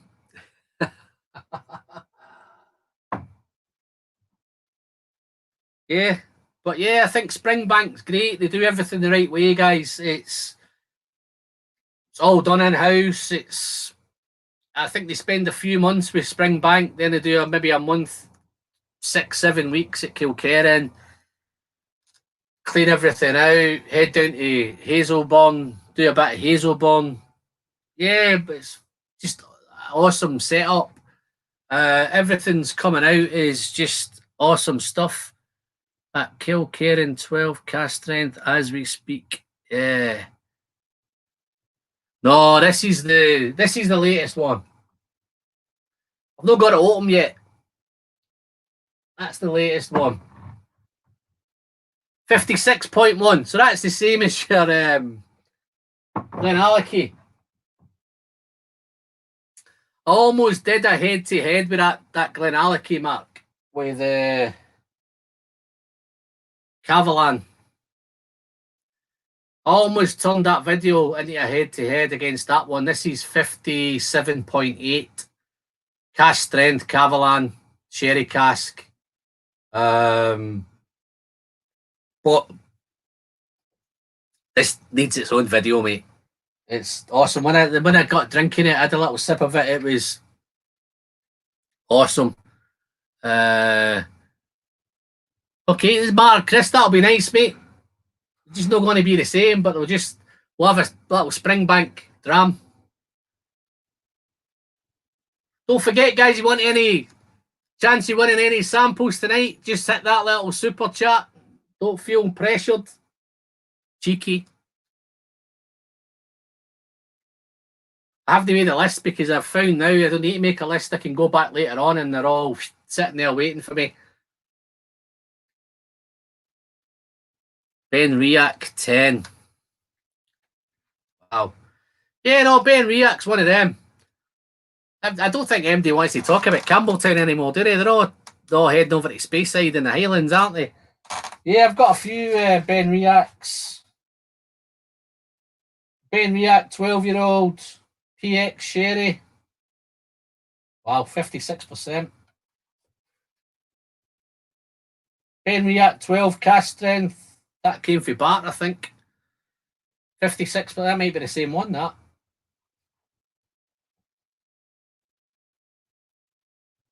Yeah, they might be the same. They might be different. Two 12-year-old Ben Riaks. But yeah. No, crack on, guys. Back with 6 new bottles of great Scotch. Wow.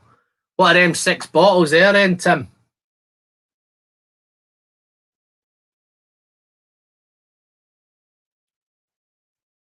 Oh, Kenneth. I hope you where are we? I hope you wash your mouth out after that Bowmore 15. I didn't have a good time with the Bowmore 15. I have reviewed it, guys. So if you want to go back and check the review, it wasn't one of my better reviews. I think it's probably only one of the one whiskies that I kind of told people not to buy it. Or recommended that they didn't buy it. 6 new bottles of great Scotch. Okay, so what are they? What you got there, Tim?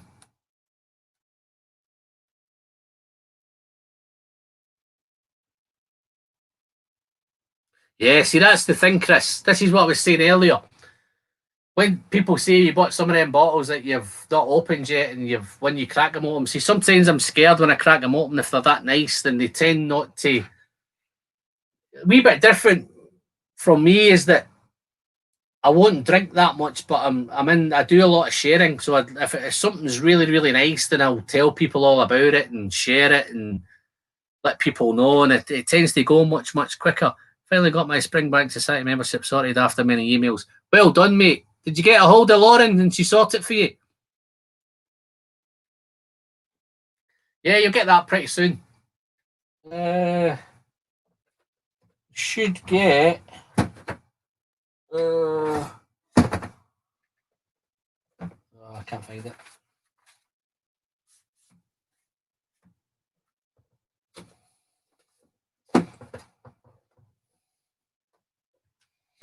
Should get a little Springbank miniature with it.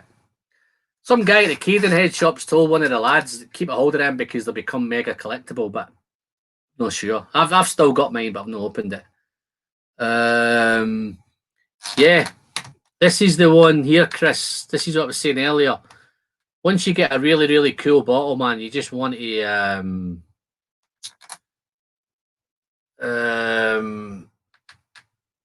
just want to either smash it, drink it, share it, and it goes pretty quick. And then you particularly with Springbank, you might be struggling to pick up another one. I take it Lauren's gone then. That's probably why you had such a problem, mate, because she was pretty cool. Okay, Springbank. Yeah, see that little funky notes in there as well. Similar to the Glen Scotia. Not as much baby sick in this one. There is a little funky note. Nice little bit of I'm getting lots and lots of tropical coming out of Campbeltown now. I don't know whether it's something new or something, whether it's always been there, but I'm picking up lots of it. Wow. I think this was 60, if I'm not mistaken, I think it was 65, 35. I think it was 65 sherry, 35 bourbon. Wow. But it's got that real nice sherry note. Red fruits and dried fruits.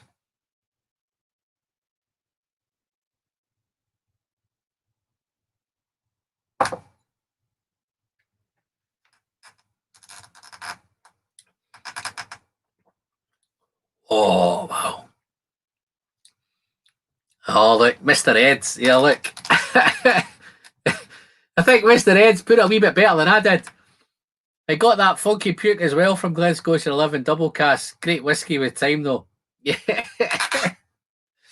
Yeah, I think that funky puke, that's going to become a tasting note, I think. If I ever come to review this one on YouTube, then I might use that. So okay if I use that, Mr. Ed. Thanks for popping in, buddy. Oh, la, la, la, la.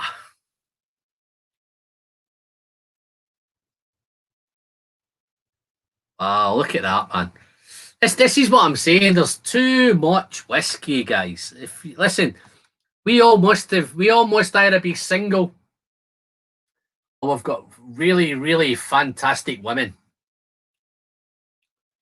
I got a bottle of the new Lacheg wine finish and sent out 15 samples in 2 days. Just a heel left now. It's mad, isn't it? Now, are you sorry you sent out all them samples? I would rather kept that to yourself.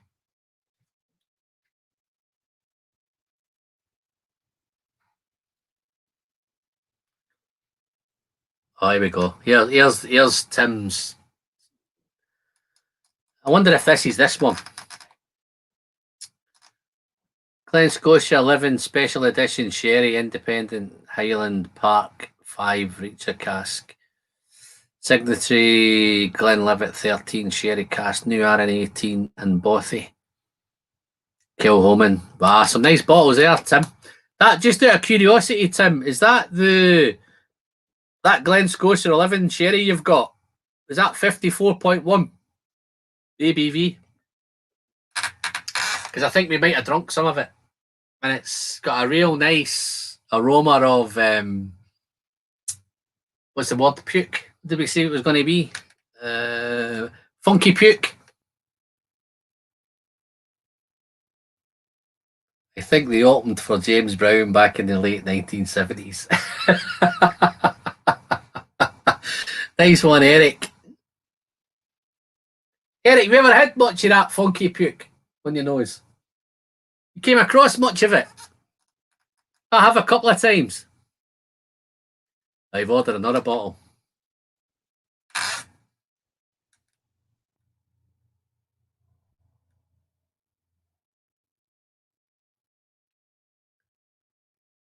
Wow. Yeah, Molasses likes the funky puke. Whiskey friend, yes it is. Does it smell like baby sick? No, forget the baby sick, Tim. It's now funky puke.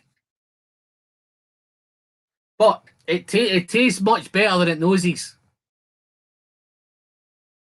You might be tempted to open that one now and have a go at it and try it. Don't let me force you.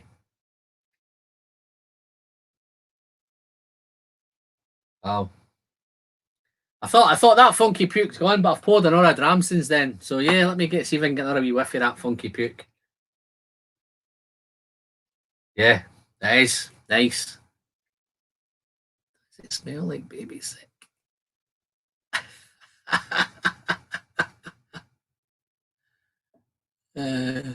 Yeah, no, Whiskey Bowman, how you doing, buddy? Nice to see you again.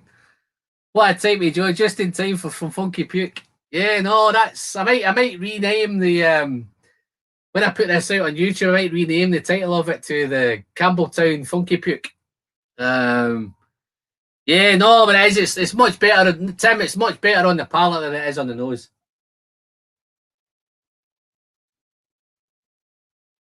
Oh, we're all into the funky puke now, man. Mr. Ed said a couple of brook laddies.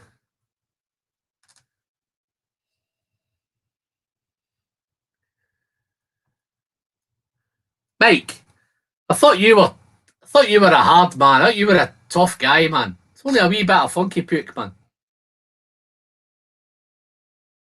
That's Campbeltown. People get different things, and on some of them, I know on some of them Springbanks, I've got mechanics overalls, and some of them Edredores, you get that kind of dank, musty, kind of damp and Wet Wood and Wet Dog was another one. Remember the Wet Dog? They don't taste like Wet Dog. Well, I have a title, Whiskey Friend, whatever. Let's have a look. Well, you have a title for the video.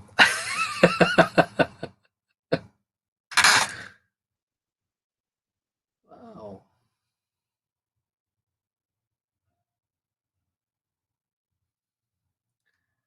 New Iron 21 now, open 2 weeks.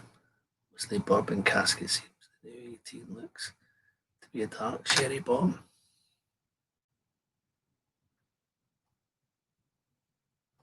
Oh, everybody's getting to the sherry. I love the sherry. I like the bourbon casks as well, man. That RN18 was a belter. The other one, really, which the two kind of 18s that have really done it for me over the last couple of years is the Talisker 18 and the RN18. Real nice 18s. Obviously, the Glendronach 18 goes without saying, but that long row 18 I had was nice. That was lovely. So there is some real nice. It's just there's too much whiskey out there, guys. You'd need to be. Wow, if you had a lottery win, you'd go crazy, wouldn't you? The old RN18 was really great. Loved it. Yeah. I remember the Talisker 18 years ago was a belter, and then all of a sudden I think Talisker lost its way a little bit and kind of it wasn't putting out the best stuff. So I think a lot of people kind of like they're saying with like say Bowmore and Dalmore now. People have got that kind of name to maybe even Jura as people are kind of avoiding those. I think Talisker, apart from the 10, I think everything else got pretty much left aside. And then they came back with a whopper. Somebody must have sat down and says, let's sort this out. Sort of, to Talisker's credit, they've sorted out that 18. But the RN18 was great as well. RN's just getting better and better and better. I've just opened recently. I've opened the Fingal's Cut Up recently. That's quite nice as well. I was getting into a wee bit of a peaty journey with that. But yeah, Campbeltown, Springbank. Sorry, Chris, not ignoring you, mate. How's your Springbank 12 cast strength doing for you? What you getting?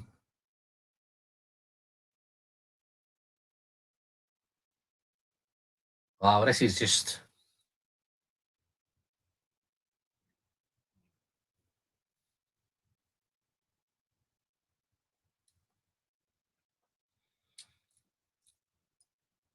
I think I just downed that like John Wayne. But yeah. The spice and the smoke are there now. It's getting a bit more smoky. Wasn't much smoking. There's a lot of fruit on the nose. A lot of fruit and vanilla and toffee.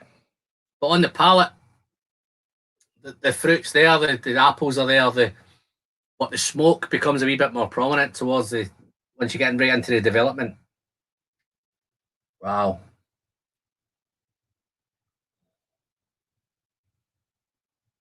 Wow. Anybody out there fancy coming on for a bit? Don't know if anybody's up for it. I wasn't planning on doing a late one, so I thought I'd do my traditional. I'll ask out if anybody fancies it. If you listen, I'm not going to do a late one, guys. So if you do come on, it'll just be a kind of quick kind of, hiya, how you doing? What you drinking? What you got in your glass? And have a bit of chit chat, and then we'll kind of call it a day. I'm going to try and call it a day maybe in 2 hours. So I've got another 15, 20 minutes. What have I not done? Oh, but I better put these Glenallachys away, Mark, because I might get tempted to try these. Some generous samples, folks. Some generous folk out there, man. If it's any consolation, I share out as much as I get, so it's not all about taking. Anybody that sends me some samples usually gets some sent back. Have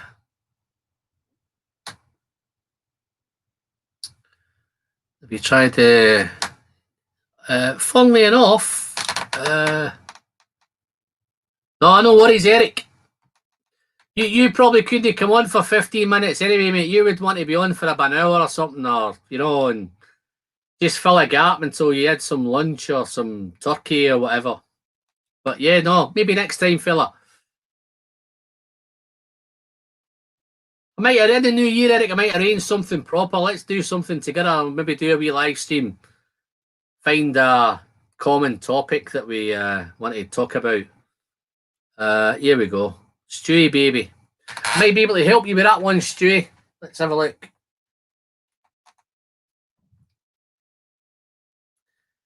Glen Scotia, 20. Let's get another glass.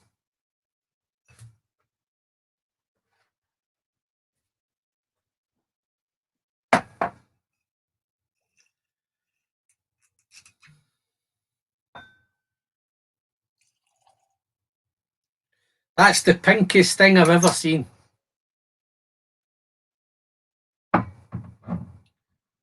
That Tawny Port always gives that real nice pink.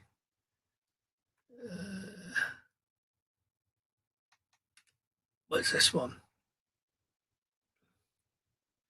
Get one tried. Better be a Campbeltown night, man. Let's save it to the Glenallachie night, and I might do a few of them.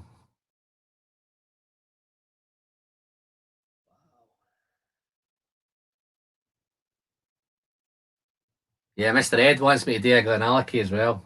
Okay, if we've got time in the next 20 minutes, then I might do one of them Glenallachies. I've got a couple of one of them there, so I've got a couple of a doubler. Okay, Stewie, what are you getting on the Tawny Port?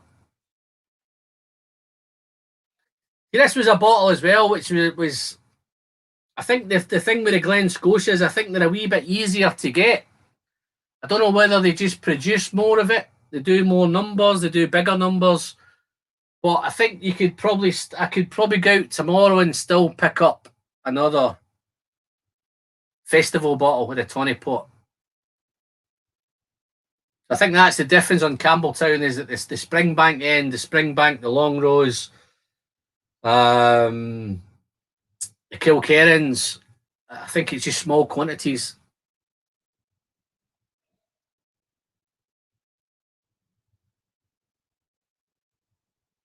Wow.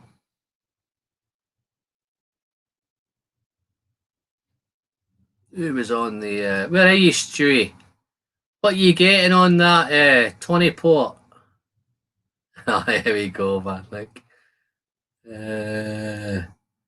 Malt Monks just popped in, man. Where you been, man? How many has he had? Not enough for 6 hours. No, I ain't doing. I think I'm going to call it a day, a couple of hours, mate. I've had a few, man. Oh, there's Emily. It's about time somebody. Emily, thank you very much, my love. Nice to see you. Happy Thanksgiving, Emily. I hope you guys are all going to do as Emily says. Don't forget to smash that like button, guys. Fantastic. I'm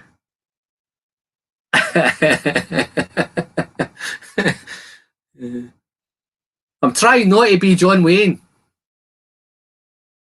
But yeah, no, I'm onto the Tawny Port, and I look at that real nice, lovely colour on that one.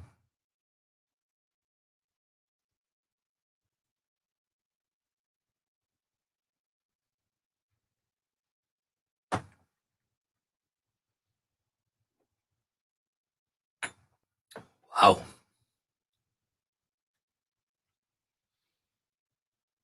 Oh.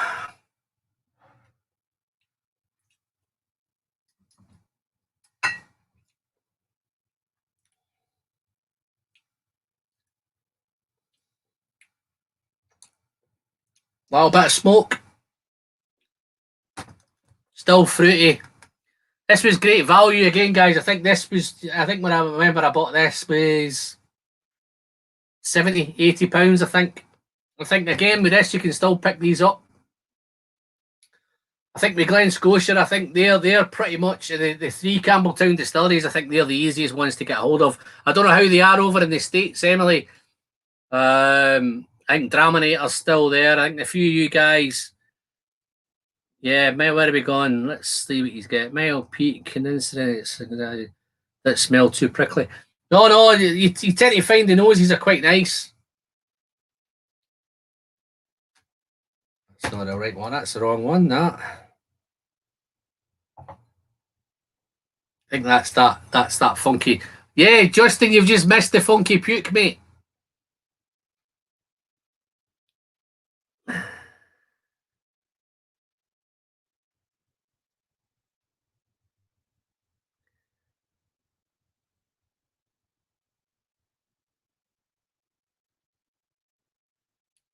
Don't worry, guys. We're just catching up with what I'm missing here. I'm trying to I'm catching half a conversation. So, Gabe, you think I'd go down well in a cowboy movie? I'd love to do that into a saloon and knock it back, but it's not right. We got next. Yeah, Bart's still there, man. He's still on that Ben Bracken, Bart. Or Ben Brecken, whatever you want to. Ben Bracken, Ben Brecken, Ban Bracken.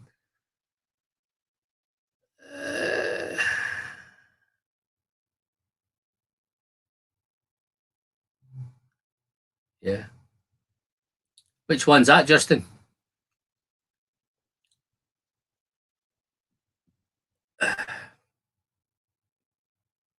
Love a good red wine finish. Yeah, no, there seems to be lots more of them, Emily. Lots of. I'm quite partial to a nice wine finish myself. I think it just gives it another dimension. Oh, Talisker 18. Yeah, no, it was my last memories. That was probably a couple of years ago, and it was awesome then. Yeah, you're right, Stewie. There's well, I don't know. Maybe there's a tiny little faint. Maybe not puke, but there's a nice little funky thing going on. But the wines, the tawny port's helping it. Yeah, he's still on that Ben Bracken. Wow. I think my lassie's been all over this. Bought a second bottle and don't do that often. More whiskies. See, this is what I'm saying there, Mike. How easy it is to get a hold of the Glen Scotias than it is for the Kilkerrans. And there's with regards with Springbank, there's feelings that some guys in Europe and some guys in America can get a hold of Springbank easier than we can get it. I think Kilkerran, I think when they first had that idea back in 2000, I don't think they ever envisaged it turning into what it's turned into, which is it's all credit to them because it's turned into another beast. It's just another feather in Springbank's bow. You know, I think everything they touch, I think the Hazelburn came in about 1977, I think they brought in Hazelburn. Longrow, I think, was probably a wee bit before it. So they've gradually upped their game over the years, and I think the Kilkerran is just the next step, but I don't think there's much more scope to go anywhere else. Whether they go into more, I think they're doing more of the Madeiras, you know, the Malbecs, lots of finishes in those special bottles, but because they're special bottles, I think they're even harder to get a hold of. But if you want one bad enough, then you'll get that Emily, man. Is that Donna, Emily, Light Pete, the Port, Charlotte? Oh, these Pete monsters, man.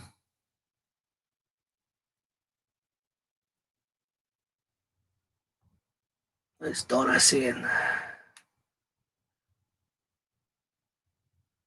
Bordeaux red wine bomb. Yeah, no. Listen, that's where I might.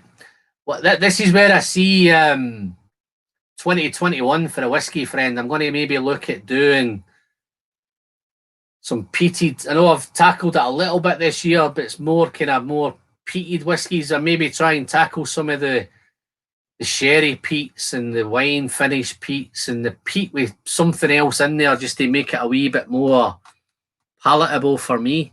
Not so much as just the ash and the smoke and the bonfire and the barbecued meats and the barbecue sauces and the sticky ribs and all that, you know, which is nice. Oops, wine. Mark Milner, how you doing, Mark? That looks like, please forgive me if you're not, but that looks like a new name. Easy here in MN. We dump it on the ground if we get sick of it. Well, where's MN? Excuse my ignorance. Big world. That could be short for Manchester, but MN. Who's got guesses on MN?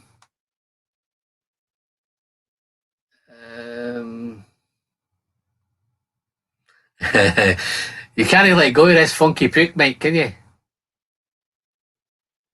You love your profile pic. That's how I feel after smelling funky pook. No, you want to see your profile. Your profile pics are that's like look at that difference in that profile pic. Sid, how you doing, mate? I had a wee mention about you earlier, mate, about your nice find with your Longmorn 16. Crazy, innit? Yeah. I have picked up a few of those. Minnesota. Minnesota. Right.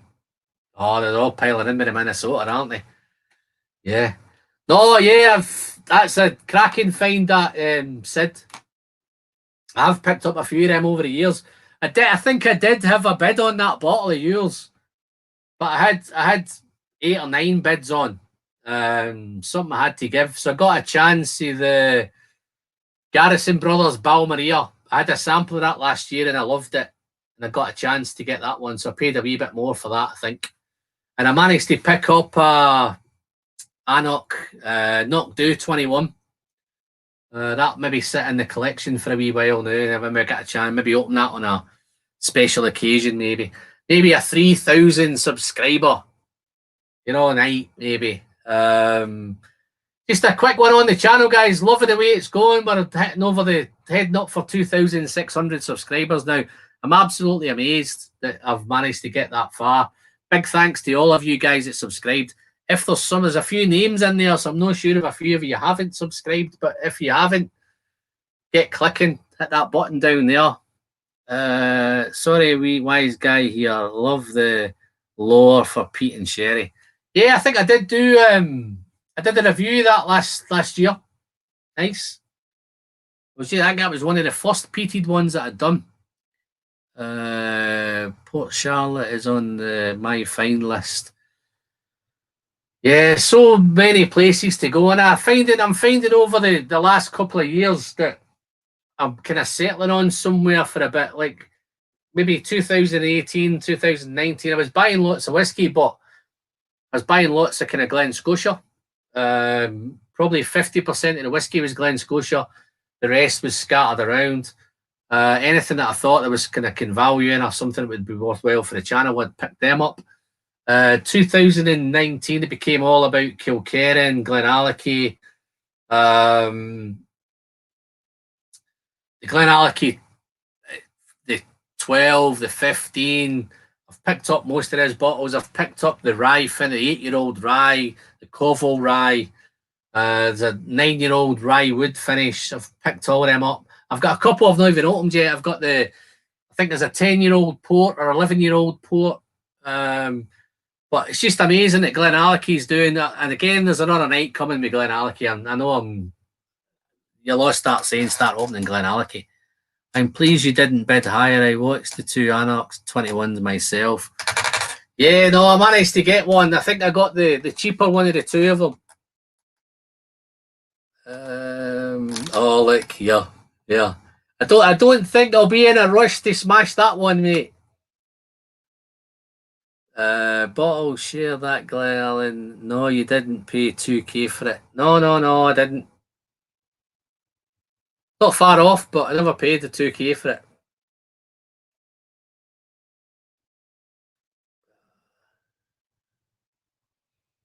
Funnily enough, Mike, the Glenalec 18's one I've not managed to buy one of them yet.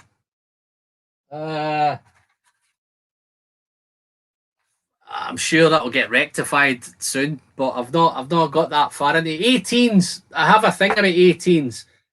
I think when I get to, I love 12s, I love 15s, and when I get to 18s, I don't think the price hike. So I tend to stay away from a few of the 18s unless somebody tells me they're mind blowing, like the Aaron 18 or the Talisker 18. You know, I've had a wee sample of that Long Row 18 recently, so there's a few of them, but I tend to stay away from them until I'm known. So if anybody has a sample of the Glenalec 18, if you want to send me that sample, I'd be very, very happy to try that, and then I might go out and buy a bottle of it. The GA Virgin Series. Let's have a look. I prefer the 15 to the 18. Yeah, no, and I think what I found with it, I have done a review of the 15. I actually put the 15 head to head with the Revival 15, the Glendronach 15, and I wasn't really that impressed with the Glenalec at the beginning, but it's turned into something awesome. And I'm thinking with the 12, the new 12's out with the darker 12 again. I think they've improved it again a little bit. I like the darker 12. I like the older. That looks a wee bit more sherried. Hopefully the 15's a wee bit more going down that road as well. So I've not managed to try one of the new 15's yet. How do we always keep talking about Glenalec, man, on a Campbeltown night? I think you guys are driving it, aren't you? It's just a shame because I've redone the shed tonight to put a Campbeltown wall up. Took away all the Sherry Bombs, all the Glenalecs, all the Glengoynes. Okay, there's a few of you guys kind of catching up now, man. The Draminator. How you doing, Draminator? What are you drinking, Draminator? Bet you're on a bourbon, aren't you? Or you're out there drinking bourbon and chasing turkeys around. Prayer the 15, Glendronach to the 18. Oh, that's a tough call, man. I have history with those two whiskies. I won't get into that one again.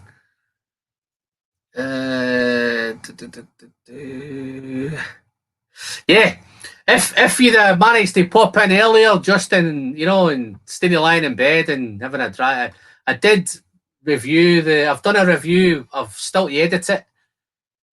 I did the Glenalec batch 4 today. I haven't done them head to head. I didn't think it was fair to do it head to head because I did the 2 and 3 head to head. But the batch 4, they're getting better. If you haven't bought a bottle of the batch 4, mate, go out and buy a bottle. I ordered 2 bottles today. I swore I wasn't going to buy any more whiskey this month, but once I started drinking it, I just went out and ordered 2 bottles. So there's Alty. How you doing, man? Bottling date. What's the bottling date on the GA15 you've got? I've got a 2019. Yeah, it is getting better. I probably bought mine in probably the middle of 2019, so mine's might be similar to yours. But I know the 2020s, I think the 12 has definitely got a new one, a darker one. And looking at some of the pictures on the new 15, I think that looks a wee bit darker as well. So it'll be interesting to see what the 2020 bottles are. But anything out of there is becoming awesome, man. Mark, I've got a feeling that a Glenalec may be getting cracked open in a minute because everybody seems to be wanting to talk about Glenalec rather than Campbeltown. I'm down in Hutchison. Okay, I think a few guys are swapping addresses and numbers and all that kind of stuff. Hold on, what we got here? Have you had any Campbeltown blends? No, what I've seen, I've got one. Some guy Raphael has sent me a Campbeltown blended malt, which is this one. There's a little bit left in that one. I don't know if you can see it. Yeah, there's a little bit left in there. I'm going to do something with that. I've not quite decided what I'm going to do with it yet. I don't know what's in it, so I might need to do a wee bit of research to find out what's in it. Multi, where are we? Oh no, he's from Altrincham, man. Fucking hell, man. Yeah. Malt Monk. Multi, eh? How you doing, mate? You've been with me a long time, haven't you? I might even think that Multi's been there from the start.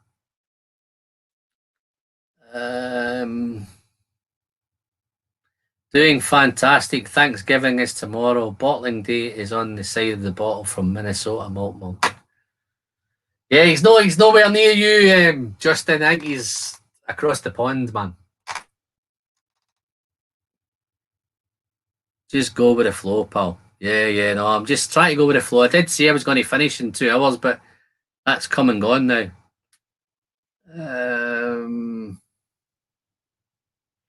Not on a bourbon. Big man.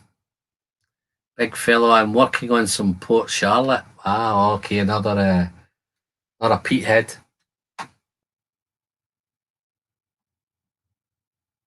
Wow. That's the other thing I find with Campbeltown. You can get, if you like peat, then you can, there's something there for your palate. If you don't like peat, then there's something there for your palate. If you're easy going, something in between, there's something there for your palate. If you like Irish whiskey, then there's something there for your palate. And then obviously the Kilkerran's taking a whole new. I think Kilkerran are smashing it. I think they're playing for keeps. I think everybody else is just playing at it, and Kilkerran's diving all over everything. But Stewie, baby, there's a whiskey club in Warrington area. Okay. Wow. Are you in Warrington, Stewie? Is there a Stewie Warrington club in Warrington? Because the guy that gave me this is in Warrington. Rafa, unless Stewie's a alias. But Raphael's in Warrington, unless you're Raphael. What's your top 3 Kilkerran drams ever? Fucking hell, man. GG Wawa. Wow, okay. That's a tough one. It shouldn't be that tough because there isn't many. They haven't put out many whiskies, but I'll go through gradually. I tried the work in progress. I tried a few of them. They were all great. They were getting better and better. See, I've just cracked open the work in progress. That's my second bottle of that. The work in progress, and they do get better as they get older. I did crack open the sherry one. Shared a load of samples of that out, the Kilkerran sherry one. One I haven't tried, which I'd be really interested to try, would be the cask strength bourbon one.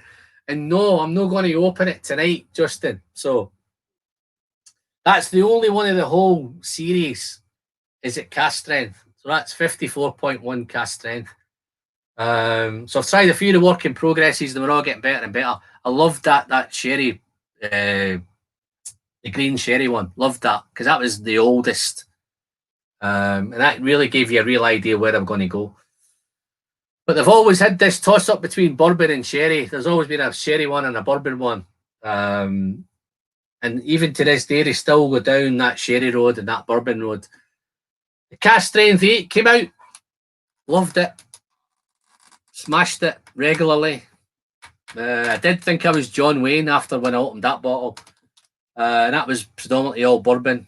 50 cask. That was my real first, I think my first kind of real time me enjoying cask strength whiskies. I think that's the one that kind of put me off any water. I didn't get into the water jobby stuff. I think I tried water in that one. I didn't really like it with water, so that kind of put me off the water thing. The Oloroso 8's definitely in there. That's without a shadow. There's every chance that's going to be the whiskey of the year. Oh, it's Sid. Cheers, buddy. Thank you very much. I take it that's for letting you win that kind of Longmorn 16. Cheers, buddy. Thank you very much. I love the KK heavily peated batch too, but not the 12-year-old. I think the thing, Sid, and I don't know if it's the same with you. I love the 12 as an everyday whiskey. If I'm looking for something to blow me away, then it's not the Kilkerran 12. The Oloroso 8 might do that. So I think it's horses for courses. I think it's different nights, different takes, different feelings. Love the 12. I've lost count. I'll be honest with you, guys. The Kilkerran 12 is probably the most bought bottle that I've ever bought. And it's well into double figures. You know, probably over the years, maybe 20 bottles of the Kilkerran 12. That's just an everyday. If I'm having a night watching maybe a movie and I just want to have a quick sip, that's where it tends to go. As I said earlier, it was a toss-up. I went through a phase of the Scotia 15. Was my kind of daily sipper, but that was kind of that wee bit extra money, 55 quid, but it was worth every penny. But Kilkerran now just getting better and better and better. The 16's fantastic. I'm sure you've tried that now. Would you say 3 bottles? It only is. I think there only is 3, isn't there? There's a couple of special editions that I've had and I've tried, and those are the ones that are real tough to get. You know, the 15-year-old and the sherries and the kind of finishes. There's a lot of them kicking around. If you really wanted to go down that collecting route, then you would go after those and spend a lot of money. If I was still a collector, then that I would have this whole wall would probably be Kilkerran. I'd try and catch every single bottle that they ever done, but I'm not collecting these days. I wanted, where are we looking at now? Let's see. I don't know if I've answered your question there, but yeah, so the top 3. The 12 is just a daily sipper. I'd day the 12 all day long, and it's easy money. I think the heavily peated, I'm preferring the latest batch of the heavily peated. I think they're just getting better. Like the work in progress, the heavily peated is the same idea. This is peat in progress, so I think they are down the same sort of road. I don't know. Nothing's told me they're getting any older. They seem a little bit older on the palate, but they're getting better. I noticed you've been looking on the Kilkerran websites to find out when the new 8's coming out, so you're just starting to start another scramble to try and get everybody scrambling for the new 8. I don't think it's going to be this year. I think it's going to be next year. I think they've had enough. But let's have a look. Malt Monk, hopeful. Yeah. Kilkerran 8 makes it to its way in the States. If it's any consolation, guys, I've seen somebody, who did I see had it in the States? Somebody picked up a bottle in the States. Let's see it. Which city was it? I can't remember, man. I think it's over there at the minute somewhere, guys. So what I'd say to anybody, if you've got a local whiskey shop and you're in the States, then have a wee sniff around. I think there's a few of them kicking around, but be careful that you're buying the 57. But you'll know by the colour. Take it out of the tube and have a look at the colour. But I think I'm pretty sure it's landed in the States, guys. Yeah, $110. So that's quite pricey over there. Yeah, I think Donna Passy said that it is over there. It's $110, guys. But if there's any consolation, if you can spare $110, I don't think you'll be disappointed spending that $110. I know it's a lot of money, and I know it's we could pick up here originally for about 45, 46, 48, something like Phil from Whiskey Mystery got the Richard Oloroso in San Francisco. Yeah, no, I'm sure I've seen somebody had it over there. Stu, you can go on to any of the websites. You can go on to Scotch Whisky Auctions, the Whisky Auctioneer. What was the other one I just did? I've just picked one up. If Sid's still in, he'll tell her. I've just lost my train of thought as to what that auction I've just been on, Sid, was. What was that auction? Because he had a few on there as well. Yeah, Tim, that will sell out fast because everybody in the world's been talking about it for a year now.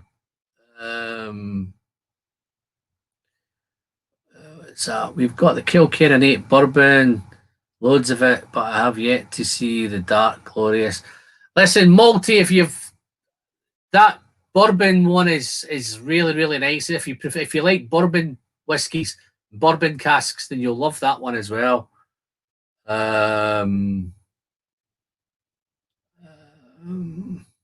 Stu, drop me an email to alanwilson15@sky.com and I'll hook you up with that other auction. There's a couple other auction sites that'll come back to my memory.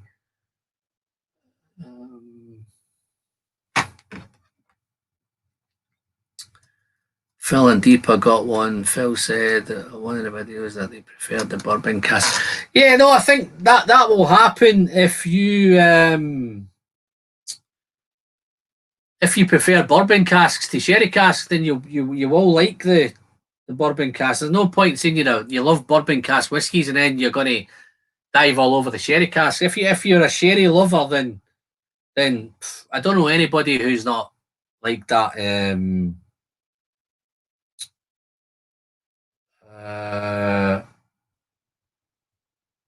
Just trying to find that other auction site. Bear with me a second, guys.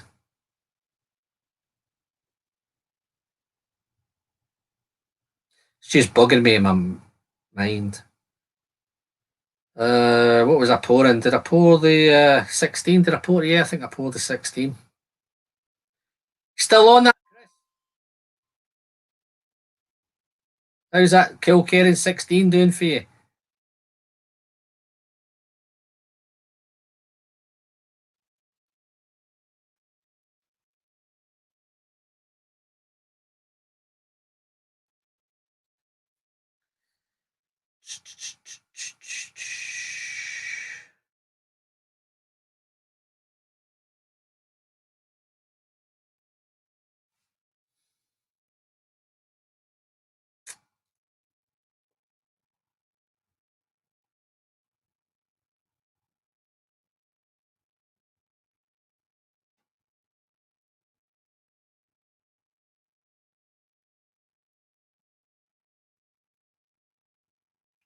Can't find it, man.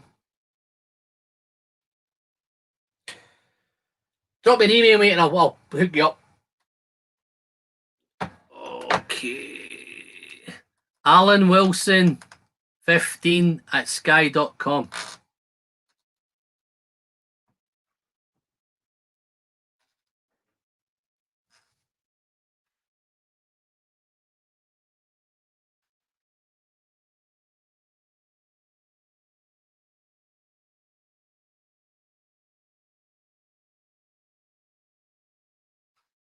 Drop it in the chat, guys.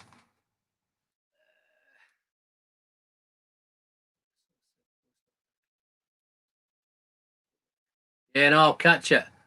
Just had my grub. Drinking the 16 to rub it in. Guess it'll be a good one. Is that the Kilkerran 16?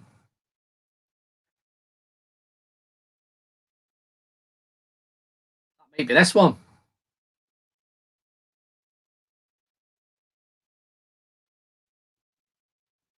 Yeah, no, but that the Kilkerran 8 is great.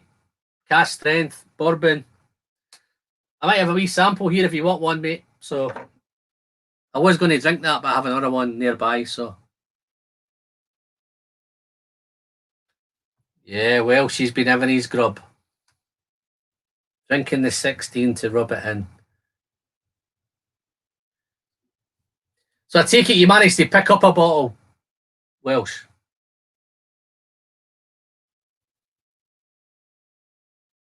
GA10 in my glass. Wow, okay. I'm not going down that road, man. This is so tropical. This 16. Really nice. Nice little spicy hit on the nose as well. But what I recollect as well, that colour, that is the colour's awesome again. All natural. Beautiful. I think there's a little hint of sherry cask in this, 5% or something. But that tropical's massive all over it. And it seems to be me, it seems to be a kind of Campbeltown thing now where I'm picking up lots and lots of tropical. But on the palate, it goes.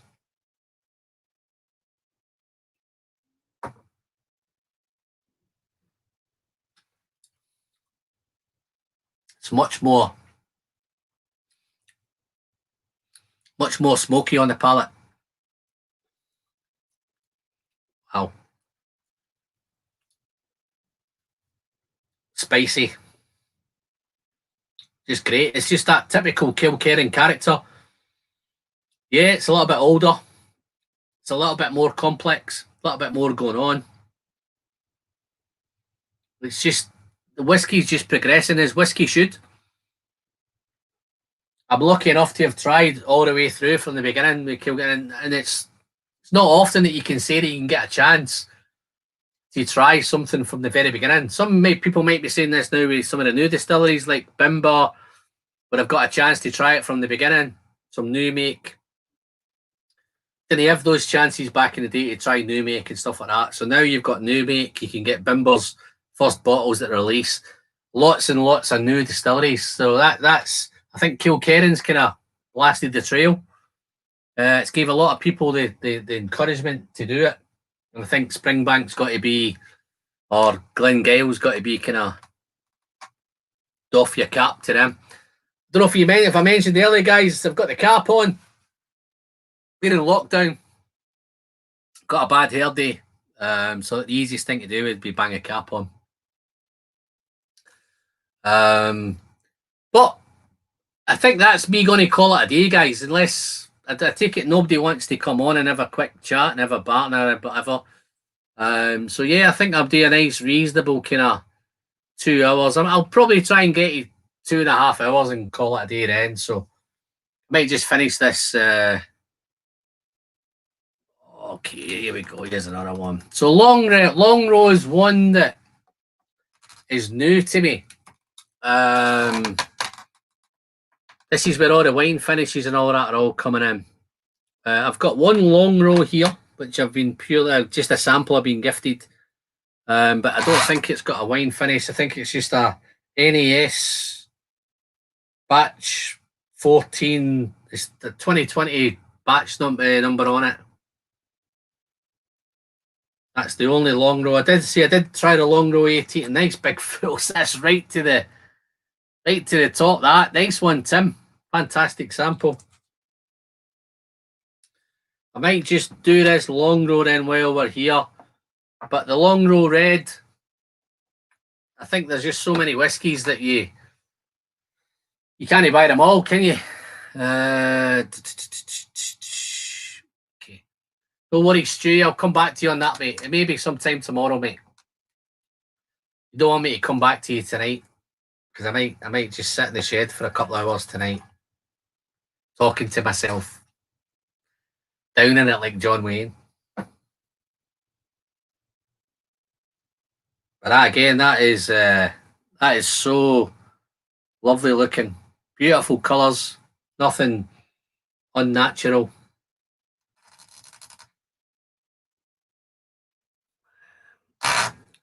It's got here. Let me see. Let's have a look at this. Last year's been one of my favourite whiskies. Wow, busting my berries. It gives me goosebumps every time. How many bottles of that did you buy, Malty? I bet you chase that every time. Well, I don't know if you have auctions like that over there, but so yeah, if that was the case here, I would just keep buying them at auction. Every chance I got.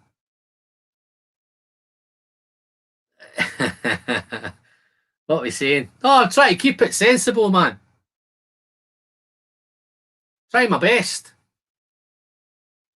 You don't want to sit here for 6 hours, do you? Time's it now, man. Coming up for midnight. Hey, have an early night. I always find when they do them 6 hours, man, I'm stumbling my way up into the house.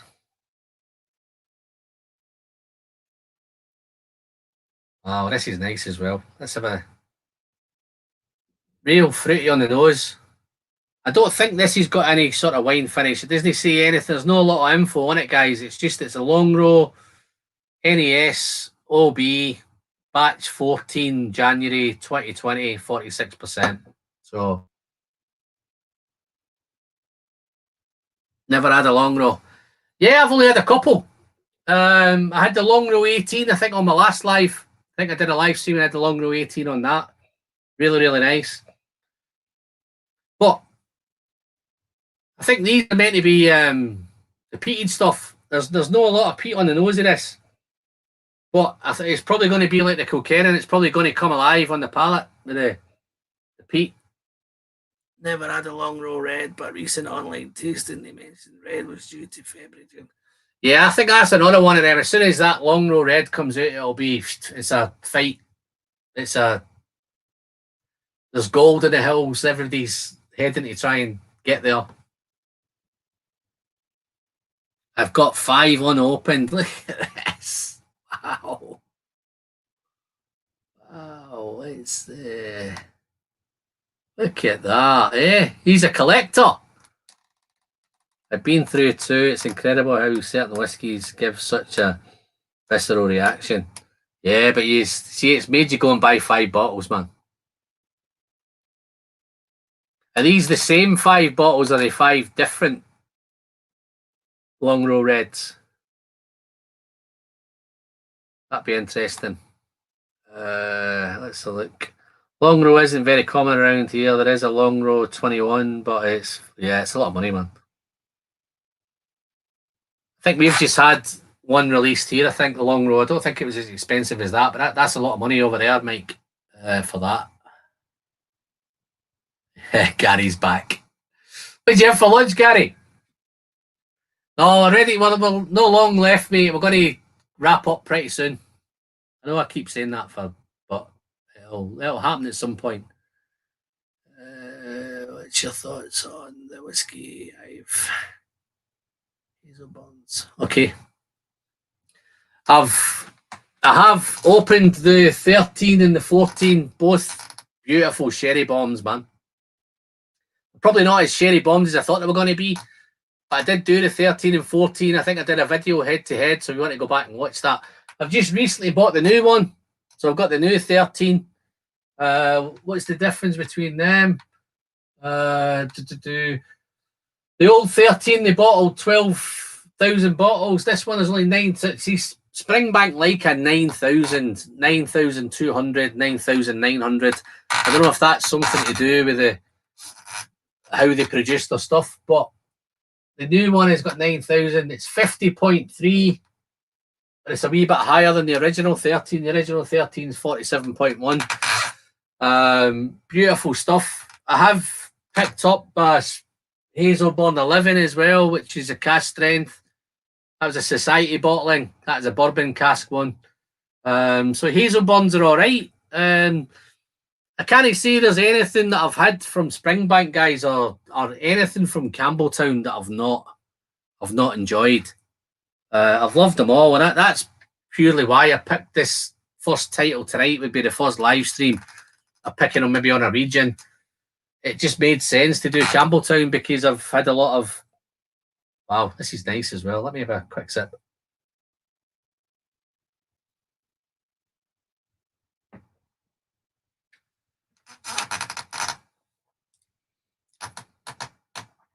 Yeah, it's smoky on the palate. The smoke hits you, and then you get a massive burst of spice. Maybe some chili. A wee bit hot. Although that's only 46%. it doesn't stay around as the chili, the spice comes and goes. So it gives you a hit, then it dies off, and the smoke comes back. Underneath the smoke, there's a nice fruity element. Some vanilla, some toffee, a little bit of toffee, a little bit of butterscotch. Some fresh fruit, maybe a wee bit of melon.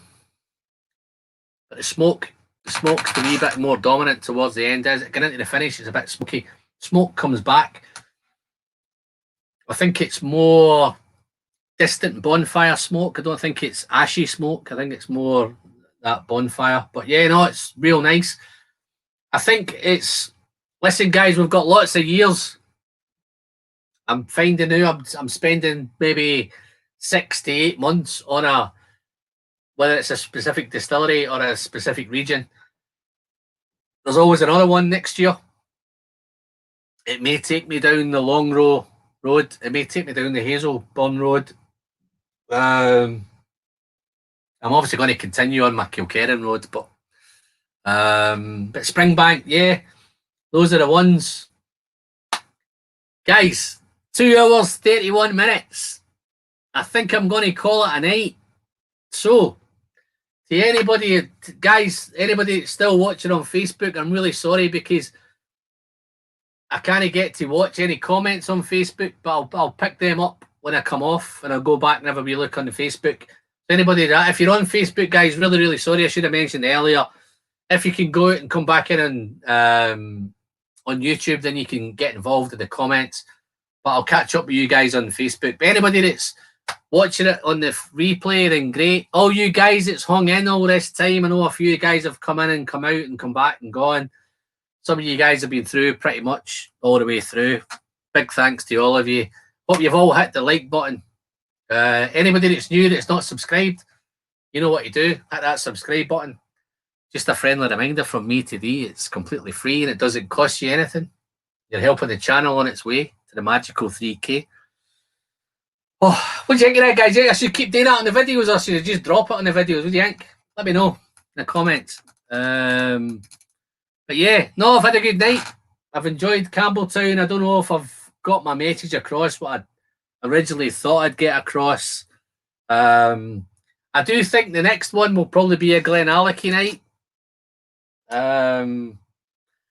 So yeah, I'm going to sit here. I've got a few little bits of stuff left to finish off, so I don't want to down them on camera because I don't want to get a bad reputation. But yeah, no, they're all nice. I think that's the Longrow one. Kilkerran 16. Wow. Wonderful. Wonderful. So, guys, thank you very much. I know it's a shorter one than normal, but I don't know if that makes... 6 hours is too long to sit and watch because you'll probably be going out and come back and go out and come back, which is great. But until the next one, as always, the pleasure is in the sharing, and I'll see you all again very, very soon. Cheers, guys. Thank you very much. Good night.